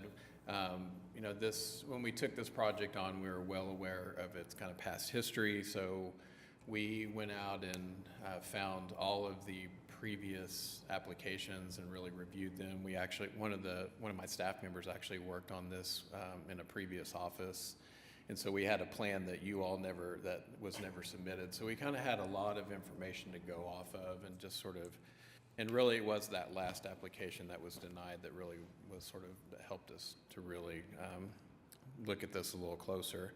I will say, I think we kind of noted that this house it doesn't have any place for the owners to have any privacy. It has this really big, beautiful front porch, but it really addresses Hudson, and so you're very exposed. And then on the west side of the house, there's just not much space. On the south side, there's a nice patio, but again, you're kind of fronting the street. So our goal here was to try to get them just a little bit of a place where they could kind of come out and just be somewhat shielded from their neighbors. They love their neighbors, they love their neighborhood, but we were just trying to get them carve out a little bit of space for them. I will say too, this has been an interesting project in the fact that they have a ton of just landscape materials laying around the property. If you've ever maybe in the past went through Heritage Hills, this property had, from the back of curb to the sidewalk, it didn't have any grass. It basically was straight pavers all the way around the corner. And so a previous owner had pulled all those out and stockpiled them in the back of the property. So the red brick sidewalk that sort of is ringing and creating this pathway was really us just thinking, okay, we have all this material, what can we do with it? Whether or not it needs to be there, that's not a deal breaker for us. The width of it, if we needed to skinny it down and make it feel a little bit lighter, that's totally fine with us as well. So just wanted to kind of lead with these items that are definitely not, they are negotiable on our side. The other item too that I needed to go back and look in the staff report, but we did have a little bit of a place where we were proposing some parking for their tenant that lives in the unit behind them. And so in talking to my neighbors and the HPI group, they really felt like that was probably not a good move, not a good precedent-setting move. So that item is one that sometimes we kind of test the waters, we throw things out, we kind of see what the temperature is on things, and that one definitely came back. The only reason we were proposing that is that this unit is occupied. Their tenant parks in that driveway, and that if you've seen the plan view, there's basically a circle drive. When their tenant is parked there, it does not allow them to pull through. So we were trying to figure out just maybe a way for that person to kind of scooch off to the side and have more of a dedicated parking space. But again, that is not something that we're here to. If that is not approved, we're totally fine with that.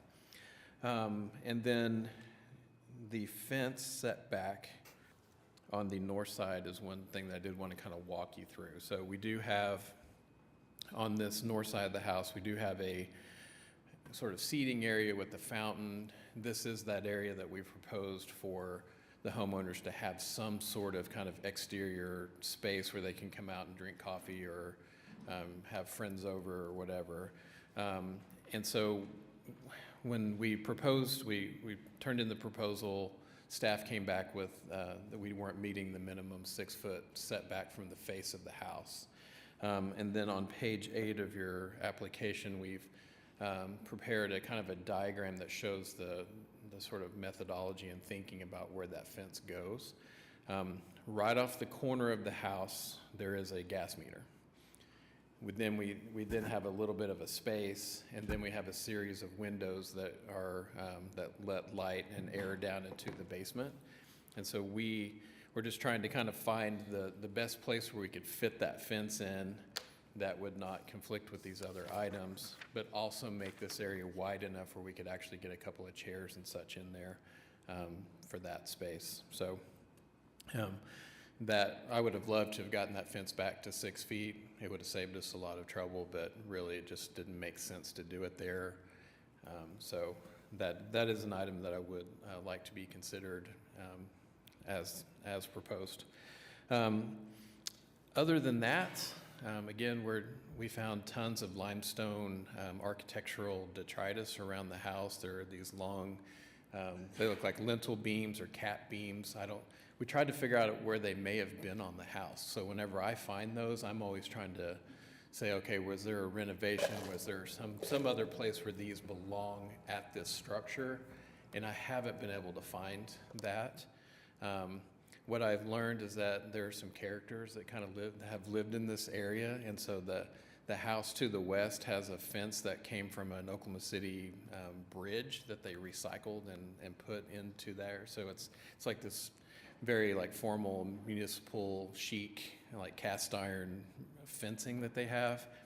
I also suspect that there may have been something like a demolition or something in the neighborhood, and people were just going out and lugging home limestone slabs, and so they've used it as like a little patio thing on the other side of the house. So we're going to take all of that, and we cataloged all of it, we measured it, we're going to use them for landscape edging. So we're trying to keep all these historic pieces in the mix here. So I think that's all I have. And I did want to note that the case earlier with the decomposed granite stairs and the walkway, that's kind of, people really like that as a softer kind of landscape material.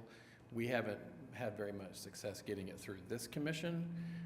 So it's interesting where we just don't have a lot of pathway materials. You know, I think even this brick material, we had comments that this wasn't really a historic material that would have been used. Most of these houses would have had pretty narrow concrete walkways. So it's just trying to kind of fit in these like modern materials that we have to work with, but may not have necessarily been around in 1925 or whatever. So I'm just noting that as an interesting material that is debated a lot and whether or not it's appropriate. So, Commissioners, what questions do we have for the applicant? My only question was about the viability of having the grass pavers, just because my concern is that if we approve it today, and I would not honestly be in favor of the grass pavers just from a visual standpoint, but my concern for the applicant would be if we approved them and you installed them, and I'm assuming they're a little bit pricier than just sod, that the city would not let them park on that because the city does not allow parking on grass or gravel. So, yeah. Any thoughts? No, you're probably right. I mean, it's probably pushing the code a little bit. I just wouldn't want to approve something and somebody go to added expense because we said it was fine as a city body, and then code enforcement come out and. I don't know if somebody from the city would specifically drive by there and see that and go, that's a violation. But if somebody called it in to the action center, it would probably be not code approved. And again, if that item is, if there's any worry about that item, I am happy to strike that from the application. I think I would be more comfortable with it stricken because it puts off a look that like this is okay to park on grass. And I mean, I don't think generally Heritage Hills residents are going to, make that a habit, but I also think, it depends on, the grass growing and staying green and looking clean and good depends on how much the car's parked there, the wear and tear. So I'm not really comfortable with it. I do think in some applications it makes sense to do grass pavers, but I just don't think it's here. So. Yep.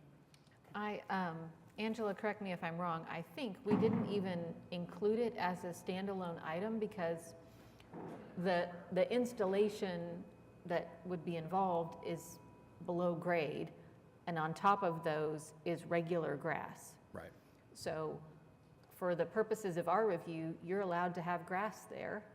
And if there's some other surface below the grass that makes it, stand up to parking, we didn't think that was something that needed a CA. Yeah. But I do think that the commission's right that it gives the appearance that someone is parking in the grass, which is the type of thing that gets called in and gets your tenant a ticket on a regular basis for parking in the grass. I don't think I don't care to deny it. I just thought it was worth bringing up that for the applicant. Yep.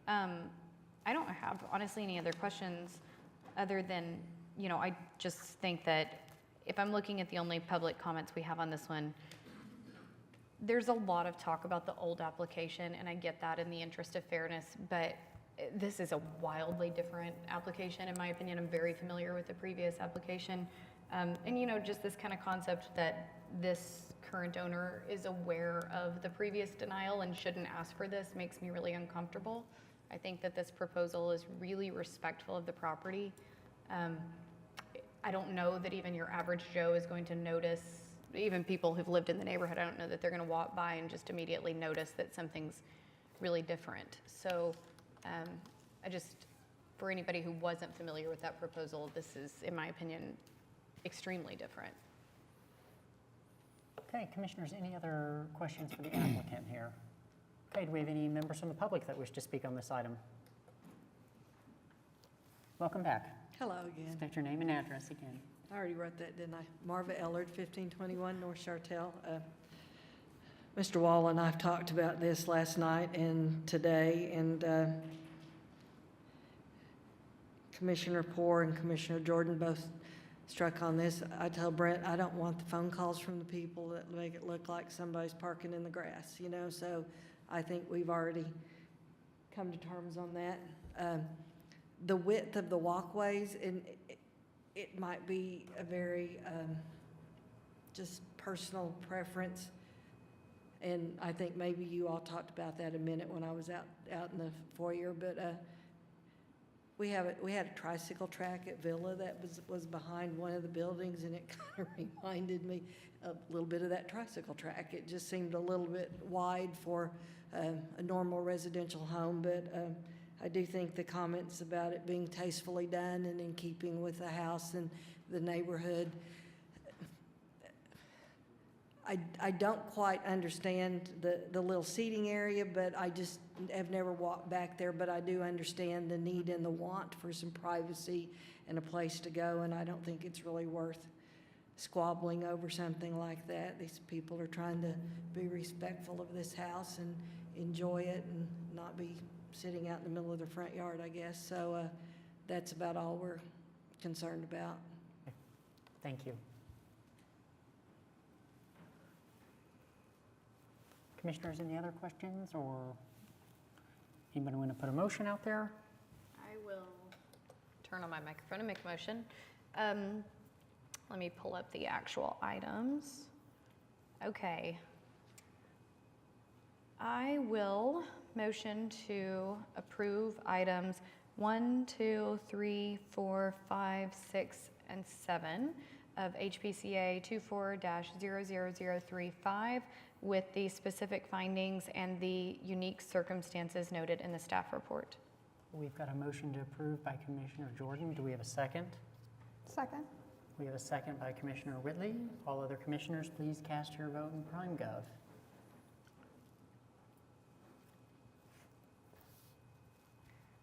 This item has been approved. Thank you. Thank you all. Okay, that takes care of all of our items for individual consideration. Now we're at number 7, other business. We have SPUD-01616 at 525 Northwest 27th Street. Katie?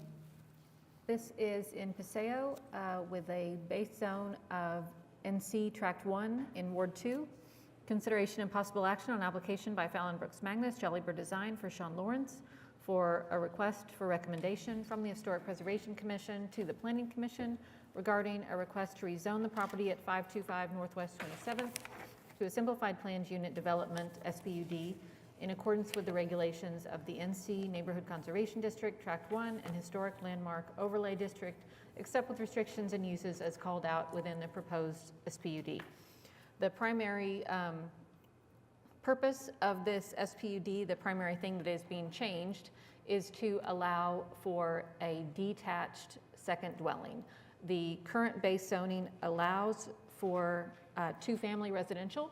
It would theoretically allow a duplex in this area of the district, but it does not allow those two dwellings to be detached from each other. It can only be attached as a duplex. So here, as well as many other places in the city, we are seeing more requests to allow for garage apartments, second dwellings. The applicant did come in months ago with an application to build a garage that they indicated they intended to be an accessory dwelling. And we talked through that your zoning doesn't actually allow that, so they're coming back with the rezoning request first to allow the accessory dwelling unit, and then if that is to be approved, they'll come back for a CA to replace the garage and build a two-story garage. It's noted in the staff report, and I'll say here, a recommendation of approval on the SPUD and even approval of the SPUD by City Council does not mean that this commission has to approve the demolition of the garage. It doesn't mean you have to approve the construction of a new garage. All of that would still go through the Certificate of Appropriateness review process and be subject to HP guidelines. It just would allow the use to be conducted at this property. The other main things that are modified as part of the SPUD from the current zoning is to require only one parking space per dwelling. I'm looking at Fallon to like shake your head or nod if I'm saying something incorrect. To require only one parking space per dwelling and to allow the garage to count as those parking spaces. Currently, our zoning does not count spaces in your garage as parking spaces because I guess the assumption is that your garage is full of stuff. So you have to have parking spaces on a driveway or other paved surface in the yard. This would let parking spaces within the garage structure count. And the minimum lot width in NC Tract 1 for multiple dwellings is 100 feet. This would be reduced to be the width of the current lot. So, Thank you. I see we have the applicant here. Please state Yes. your name and address. for the Fallon record. Brooks Magnus, representing the applicant, 733 Northwest 22nd. Okay, tell us about the project. And what was that? Please tell us about the Oh. project. Yeah, so we want to put an ADU in. You know, this site, behind this site is an alley that faces public parking lot. You can see there, and we're right behind, you know, the sort of main drag of Paseo. So very close walking distance.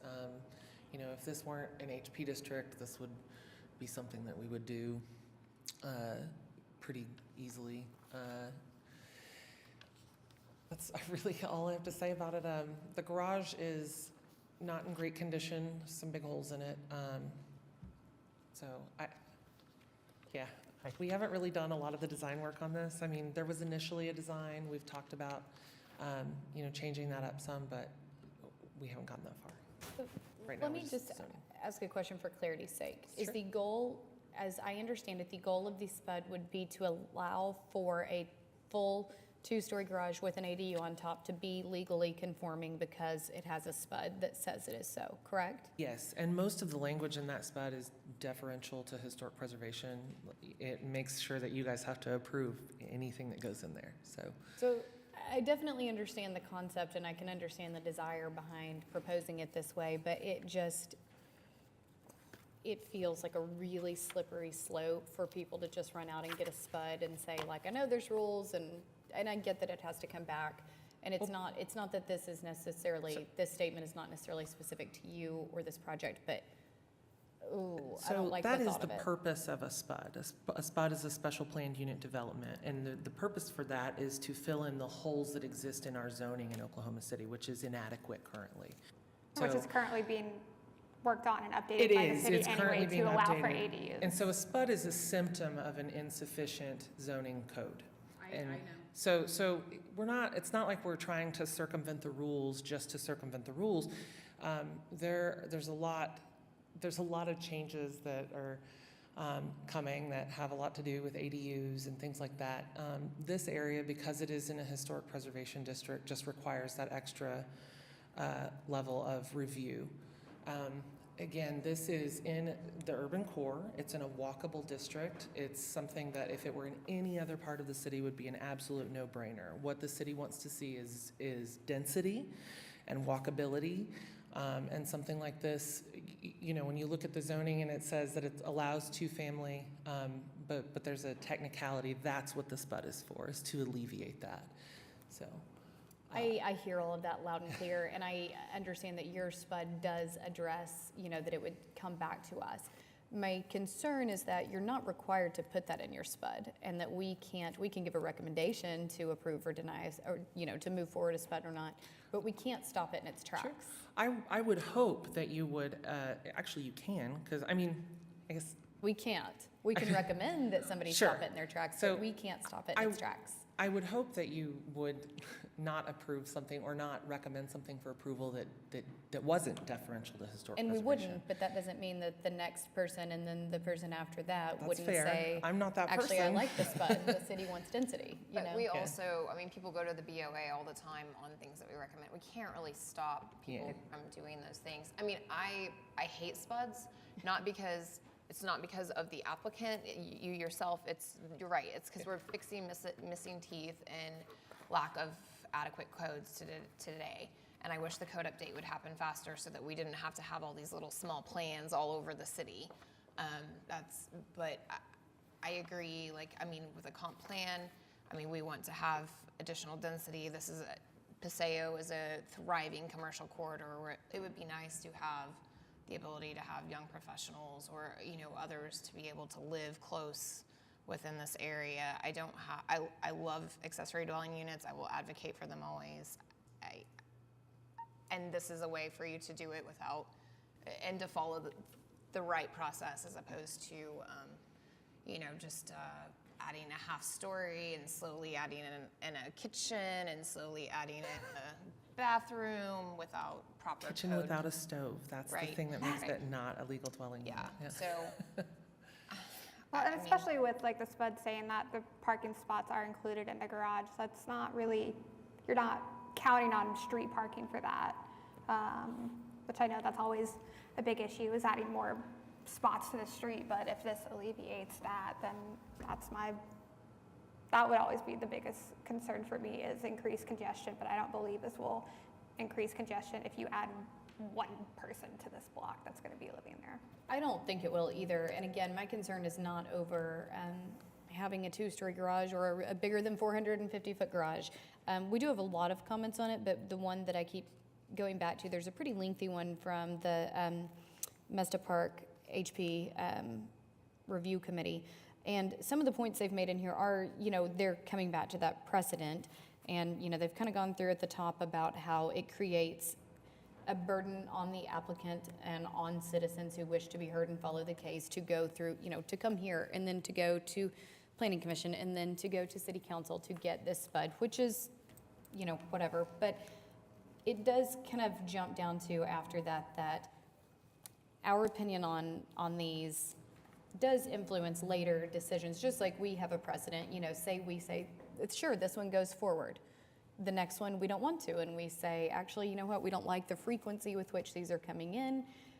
We do not recommend moving it forward. And then Planning Commission gets it and they go, well, they already set the precedent last month and they said that one could happen. It just feels like a really slippery slope, and it feels like we're losing a little bit of, I don't know, it just feels like there's an element of, I get that this does actually make it legally conforming, which I think is a really commendable way to go about it, I really do. I just think it's a slippery, slippery slope to implement SPUDs on, not because of this SPUD or the language in this SPUD, but to use that as a way to change our, you know, a workaround for our HP guidelines. I want to point out that we do have several comments that were included in our packet. I hope all the commissioners took the time to read those. And if it's okay with commissioners, I'd like to go ahead and open this up because I'm sure we have some from the community that would like to speak on this. So if you're in the public and you'd like to speak on this item, if there's several of you, just kind of come up as you wish to. And again, when you get to the podium, please state your name and address for the record. Yes, my name is Joe Coffin. I live across the street at 530 Northwest 27th Street. Thank you. I have a lot of problems with this application. One, the statement that she said that the parking lot behind this is publicly owned is not true.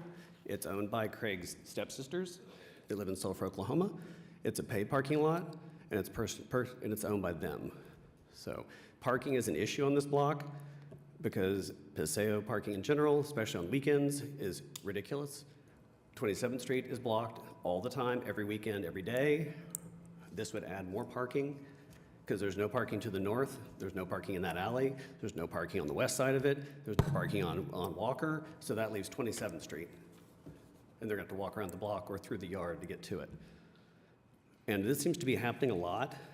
I sent a picture in, I think it was last year, to Katie and Angela of a house behind me with the exact same situation where they parked a double-decker bus in the backyard and tried to make it an Airbnb. And currently, it's an Airbnb with a she shed on, I think, one lot, and they're parking on the grass. So I don't understand how this keeps happening, but it's obviously against all your guidelines, and we keep being proactive in turning it in, and yet they still happen. We can't speak to what is happening illegally. I understand that. I understand the frustration of parking, but parking is a good issue. It helps your property values because obviously it's a place that wants to, people want to be. I struggle just for the parking issue. It's a public street. Okay, so changing the zoning gets around this. So let's go this way. I live in a duplex, but I converted into a single family. So does that mean I can tear down my garage and put an apartment behind my house too now? Because I'm on 2 lots as well. If it's zoned for that, or if you get a spud. It's we're not just letting people do stuff willy-nilly. They're coming through with the legal application and doing things the right way to get it done.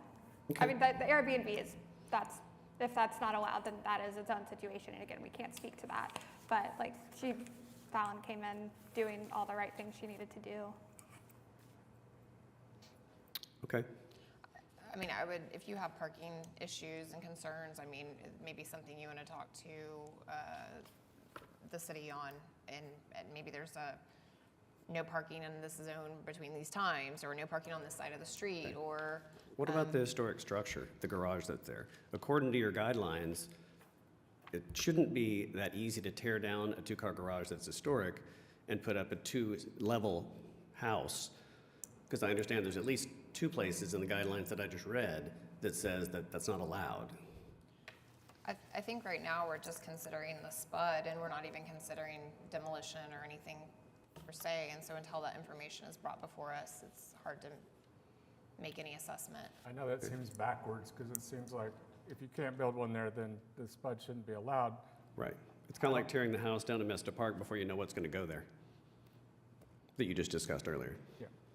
And I understand that about the spud, and I have some reservations about that, but it is the part of the process. And when it comes back to us, we can deny it then if it's not appropriate. Okay. I have houses on 25th Street, and ours is parking only on one side, and that alleviates some of that problem, which is something you should petition the city for. Yeah. Okay. Thank you.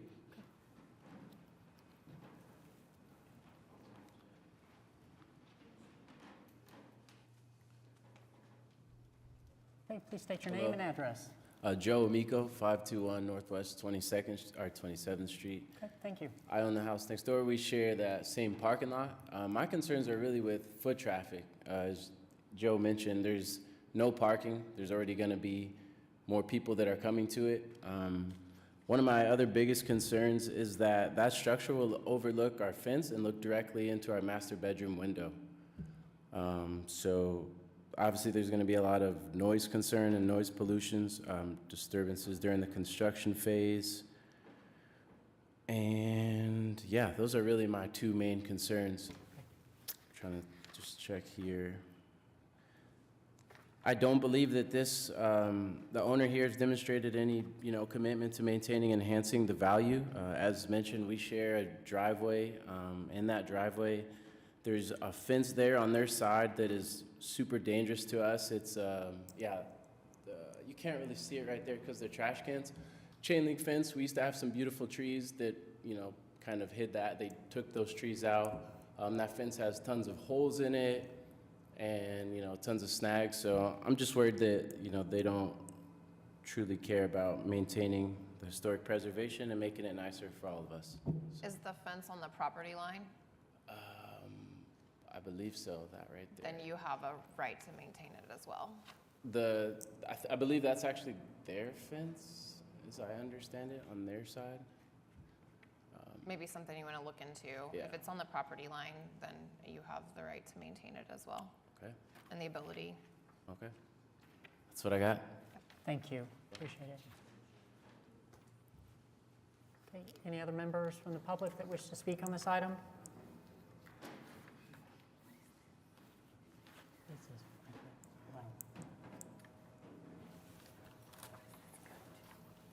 Okay, please state your name and address for the record. Tammy Donnell, 601 Northwest 27th Street.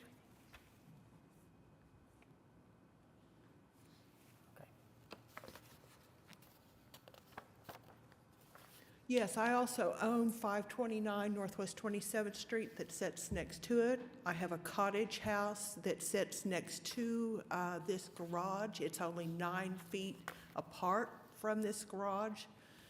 And again, I am very opposed to this. It would be a total invasion of privacy. It'd be overwhelming to my property and my cottage house. And I don't want to see this happen. I would like to read page 131 about garages. Is the retention of existing historic garages is encouraged. A historic garage should be refurbished and modified instead of demolished or replaced to accommodate contemporary lifestyle requirements. New garages are permitted where a house does not have a garage or where a new garage is necessary. As with other accessory buildings, garages have their own form and should generally appear as secondary structures and not visually overwhelm or compete with the other historic buildings of the property or districts. And I also wanted to read about when no photographs or other documentation of a previous historic garage is available, a replacement garage may be 2 stories tall when the original or historic garage was 2 stories, or if located in a block where 2-story or 1.5-story garages are dominant or occur on abutting property. New garages in blocks that contain only 1-story garage shall be 1 story. It would just, again, be very overwhelming, and I see lack of maintenance from this new owner, which I think he bought in like July. He came and introduced himself, but this is just a lot to ask of the people that live next door to this property. Katie, have we ever, or maybe I shouldn't say have we ever, would we typically approve a 2-story garage on a 1-story home? I mean, are we just, if this came back to us, would we? Right. I don't know if it's worth implementing a spud and going down that slippery slope over something we would never. I love 2-story garages. I would love to have a big garage apartment. I'm not opposed to them, but I just don't see that ever being approved right here, and I don't know if it's worth going down this path. Well, so I can say there are historic examples of 1-story houses with 2-story garages, that those exist. I mean, our guidelines don't really refer to the height of the house in relation to the garage. They refer to the height of the historic garage, as Ms. Donnell said, and surrounding garages. So whether the front house was 1-story, is 1-story or 2-story, isn't as much of a consideration as what the condition was for the historic garage and surrounding garages. I do think that going from a one-story to a two-story garage is probably more palatable for the commission when that two-story garage is screened from view by an existing two-story house. When you have an existing one-story house and a one-story garage, going to a two-story house is going to be much more, or a two-story garage is going to be much more noticeable from the street. I just don't know that it's worth going down something that to me feels like a slippery slope of precedent over something that is very likely to not be approved by this commission. In my memory, I don't remember. I don't either. I don't remember when where we discussed a single-story dwelling and I can't think of an application like that has come before us. Me since the either. time I've been on here. And I can't So- imagine looking at this facade going, yeah, let's allow a brand new two-story garage behind it, like looking at these 3 properties in a row and being familiar with the other properties surrounding. I mean, I just can't see being like, sure, pop up a two-story garage that's going to be, you know, one of the tallest things in that stretch of homes for several blocks. I just don't see that it's worth going down this path with a spud over something that they're going to bring back to us, and we're going to have laid the groundwork implying that we would entertain it when I don't really think that we would. I have a question for clarification. So the property that you have, I'm sorry. the property that you have next door, so you have 2 houses on your one lot, right? Yes, I do. Just want to And I've lived in the area my whole life, and that garage has always been there. It is over 50 years old. And there is 2 garage stalls on the back side, and I think the owner, 4 owners ago, they put in a storm shelter or a below-ground storm shelter. So I feel the garage is in good shape. It's just lack of maintenance. But again, it would be very invasive towards my little cottage house. And like I said, there's only 9 feet I was difference. just curious, I just wanted to clarify that you own 2 houses on one lot as well. Yes, I Same thing do. they're asking for. But I've owned my property over 40 years, and that was always there also. So it's just, again, like I said, I've been there a long time. So thank you, folks. I think to Sarah's point, I am not saying that what what they bring to us is something that I will necessarily approve, but I'm not opposed to getting the authorization to get an ADU and seeing what it is that they ultimately propose. Yeah, so I don't want to give any assumptions that just because. If it was already zoned for that and they came with us, or came to us with a 2-story proposal, then we could still say no. But I just feel like we've implied to the public and the applicant at that point that like we're entertaining your spud, explicitly stating that you're including a 2-story ADU in the back. To me, I can't get there on recommending to approve a spud on something that I think I would never sit here and look at and approve. But we don't know necessarily 100% that that's what they'll come to us with. They might Well, we know change it's their design. intent because it's in the spud. I mean, why propose it in the spud? Like, if they don't know, then they should wait until they know in order to propose the spud. Well, what's in the spud is to have a second dwelling, which they could be built exactly like what's next door, which is a 1-story accessory dwelling unit. But the spud allows it to be how tall? The spud limits the height to actually less than what the current zoning limits it to. I think it's still, 28 feet. 20, yeah. But that is subject to review by the Historic Preservation Commission, so the commission still has the ability to not grant a certificate of appropriateness for a structure.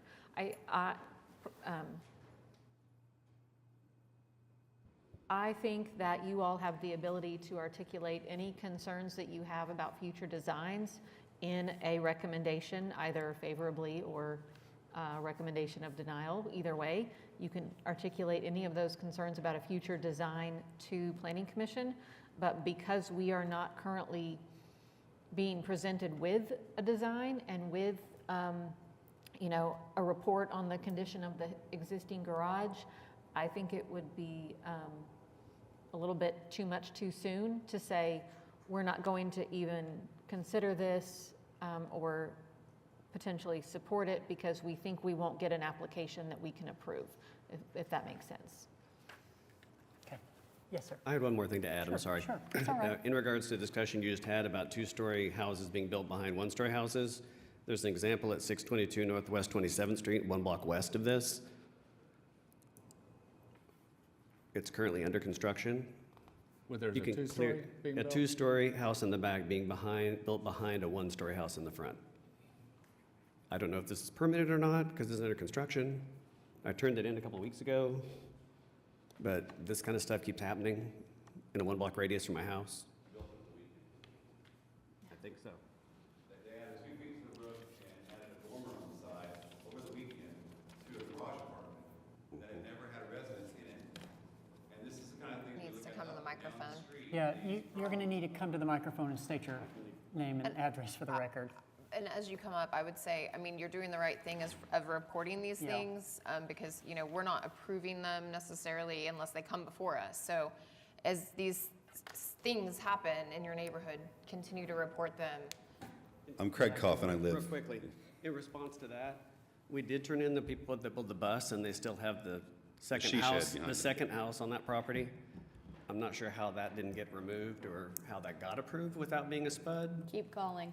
Yeah, there's a few bus problems. Plus, in they're that parking on the grass every day. We're just talking about slippery slopes, and, you know, you guys approved this, and the guy that just added 2 feet to his roof over the weekend, then he gets to go in and finish that up without any kind of permits whatsoever. No, he would be required to come before us. He But can't once just the add. precedent is set, sorry to interrupt. We don't, I mean, we consider each case individually, one by one, and they should be coming before us. So continue to report anything that is not, you know, being provided, does not have a CA, a certificate of approval, or appropriateness. But I understand your point. It is more difficult once they've done the work, but we had one last month that we did, told them they had to remove it, so. Understood. Thank you. Do we have anybody else from the public that wishes to speak on this item? Hello, my name is Sean Lawrence. I own the property here. Just a little background on how this came to be is I bought this in a very distressed situation. I had a week to basically buy it or not buy it. And, you know, immediately I engaged Fallon. We've been trying to get here. We had some conflicts early on. The reason that I removed the trees because I thought that they were going to fall into the house. The property's been struck by lightning. It's lived a lot of lives. It's been struck by lightning. It's had some stories that have had it. My intent is to try to do this thing the right way. I traditionally build new construction on the northwest side. This is a little bit out of my sandbox, so I've been engaging consultants. I've met with Katie about this property and kind of what would be well received, what would not be well received for the area. I'm open to hearing any of the neighbors' concerns. I want to be a good neighbor. I also own, for record, 2801 Walker, which is on, I don't know if you can go back to the map. It's on the east side. It's on the corner of Walker and 27th Street, next to the clinic. So I own that one as well. I'm working with the city right now. They're going to talk about parking. I mean, I'm well versed in the need for parking here. They're going to add parking as they come down Walker, and they're going to add 3 more spots. We're going to donate a right-of-way to add 2 more parking spaces in the front of our building on 27th and Walker, and they're going to add 3 more parking spaces to the east of our building on Walker to help there. That's a different issue, but I'm just saying I'm cognizant of the parking that's going on down there. It's a great area. That's why I want to be down there. There is a precedent of the house to the west of us with the 2 buildings on one lot. I thought that that's kind of says a lot. That's not unusual for the area. Again, my intent is to do this in a first-class manner. There will be no Airbnbs. The current tenants that are in there and all the pictures you see, they park in the driveway that's up the front. If we do an ADU, we will have a separate parking that will be coming down that alleyway, so there'll be a tuck-in parking that will be in there. So the parking will be, my idea is to have it self-contained inside of that unit. The reason that they're parking in there now is that the garage is unsafe. It's the only things that are in there now are bats. There's a tree that fell into it, so there's basically like a skylight on the roof that's facing the current structure where you can see straight to the sky. The wood's all rotted. Again, I'm trying to do this the right way. I'm not getting a demo permit without a plan. I'm trying to come in and do this in the right way. I'd like to do this that kind of mirrors the area and the neighborhood and kind of bring working professionals to the area. I have a long track record of doing projects downtown. I think I've set most of the highest and best comps in the area by putting in millions of dollars into the things in a first-class manner and getting the right people in there that are going to kind of be good to the neighborhood. So again, I'm open to anything. I know this is cart before the horse. Everyone's on a tiff about what may or may not be coming in the future, but at this moment, I think I just would ask you guys to just vote on a kind of a standalone issue on the zoning. Thank you. Thank you. And you've obviously stood here and heard everybody's concerns about height and scale and parking, so. We'll get to that when You're, we get to yeah, you're cognizant of those concerns, okay. Do we have other members of the public that wish to speak on this item? Okay, there being none. Commissioners, any other comments or questions for the applicant? No, I will make a motion to approve SPUD 01616 with the specific findings and conditions listed in the staff report. Recommendation for approval. Recommendation for approval, thank you.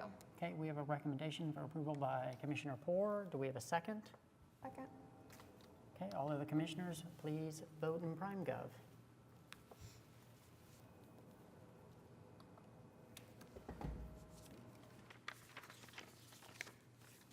Okay, the item is approved, so that recommendation is going to the Planning Commission, correct? Okay, thank you. Thank you. Okay, moving on. Number 8 on the agenda, communications and reports. Administrative approvals, as always, staff is happy to answer questions about those if you all ever see anything going through that process and have additional questions. We had one item withdrawn, no administrative closings, no items from City Council at this time. We do have 2 items from a previous HP meeting that have been appealed to the Board of Adjustment. One is an appeal by an abutting property owner of an administratively approved revision to a CA, and then the other is an appeal by the applicant of a denial. So What time is the Board of Adjustment meeting? Board of Adjustment is at 1:30. And didn't Holly say she'd never gone to Board of Adjustment earlier to us? She's on this application. Yeah. So. She said she'd never threatened it. Oh, threatened Oh, it. so okay. she did not appeal. Okay.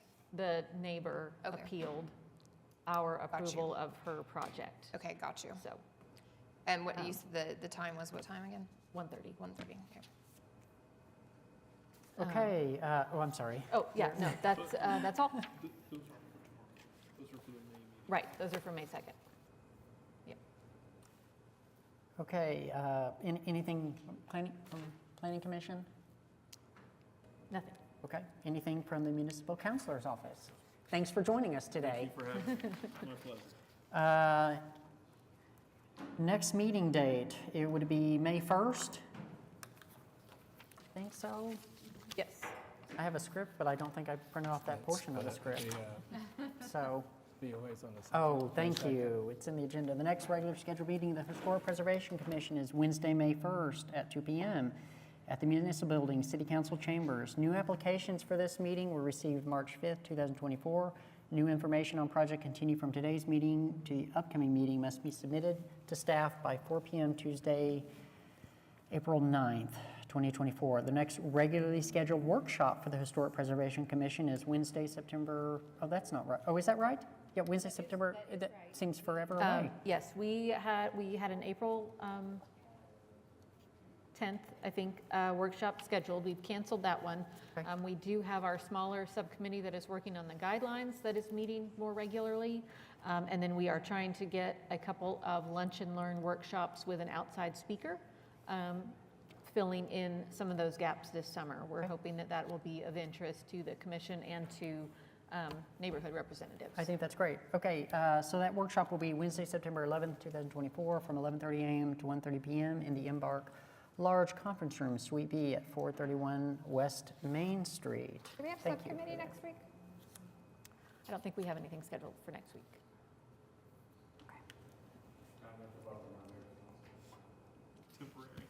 Temporary, yeah, I think it's just this meeting. And then Rita comes back from France. And so, Yep. do we have any items from commissioners? Katie, I do just have one question. Since we were talking about SPUDs and kind of planning and zoning, where is the city on that process for, I mean, I don't need detail, but just like every a year, 2 years out? So there is Maybe we should leave it at, yeah. a separate effort that's moving ahead more quickly, specifically to allow accessory dwelling units in residential neighborhoods in the core. Okay. So that hopefully will be moving ahead in the Okay. next couple of months. Okay. Code update, we have a draft of the LUDA kind of base code that has been circulated to stakeholders, to the advisory team, planning commission. I think over the summer that will roll out more for public comment and input, and then end of the year into next year, go on from there. But it's a lengthy process to develop it, to vet it with all the folks that need to weigh in, and then to actually go through the adoption. So, yeah. Okay, thank you for that update. Any citizens to be heard? Okay, with that, I think we can adjourn at 4:23. Do I get to bang the gavel?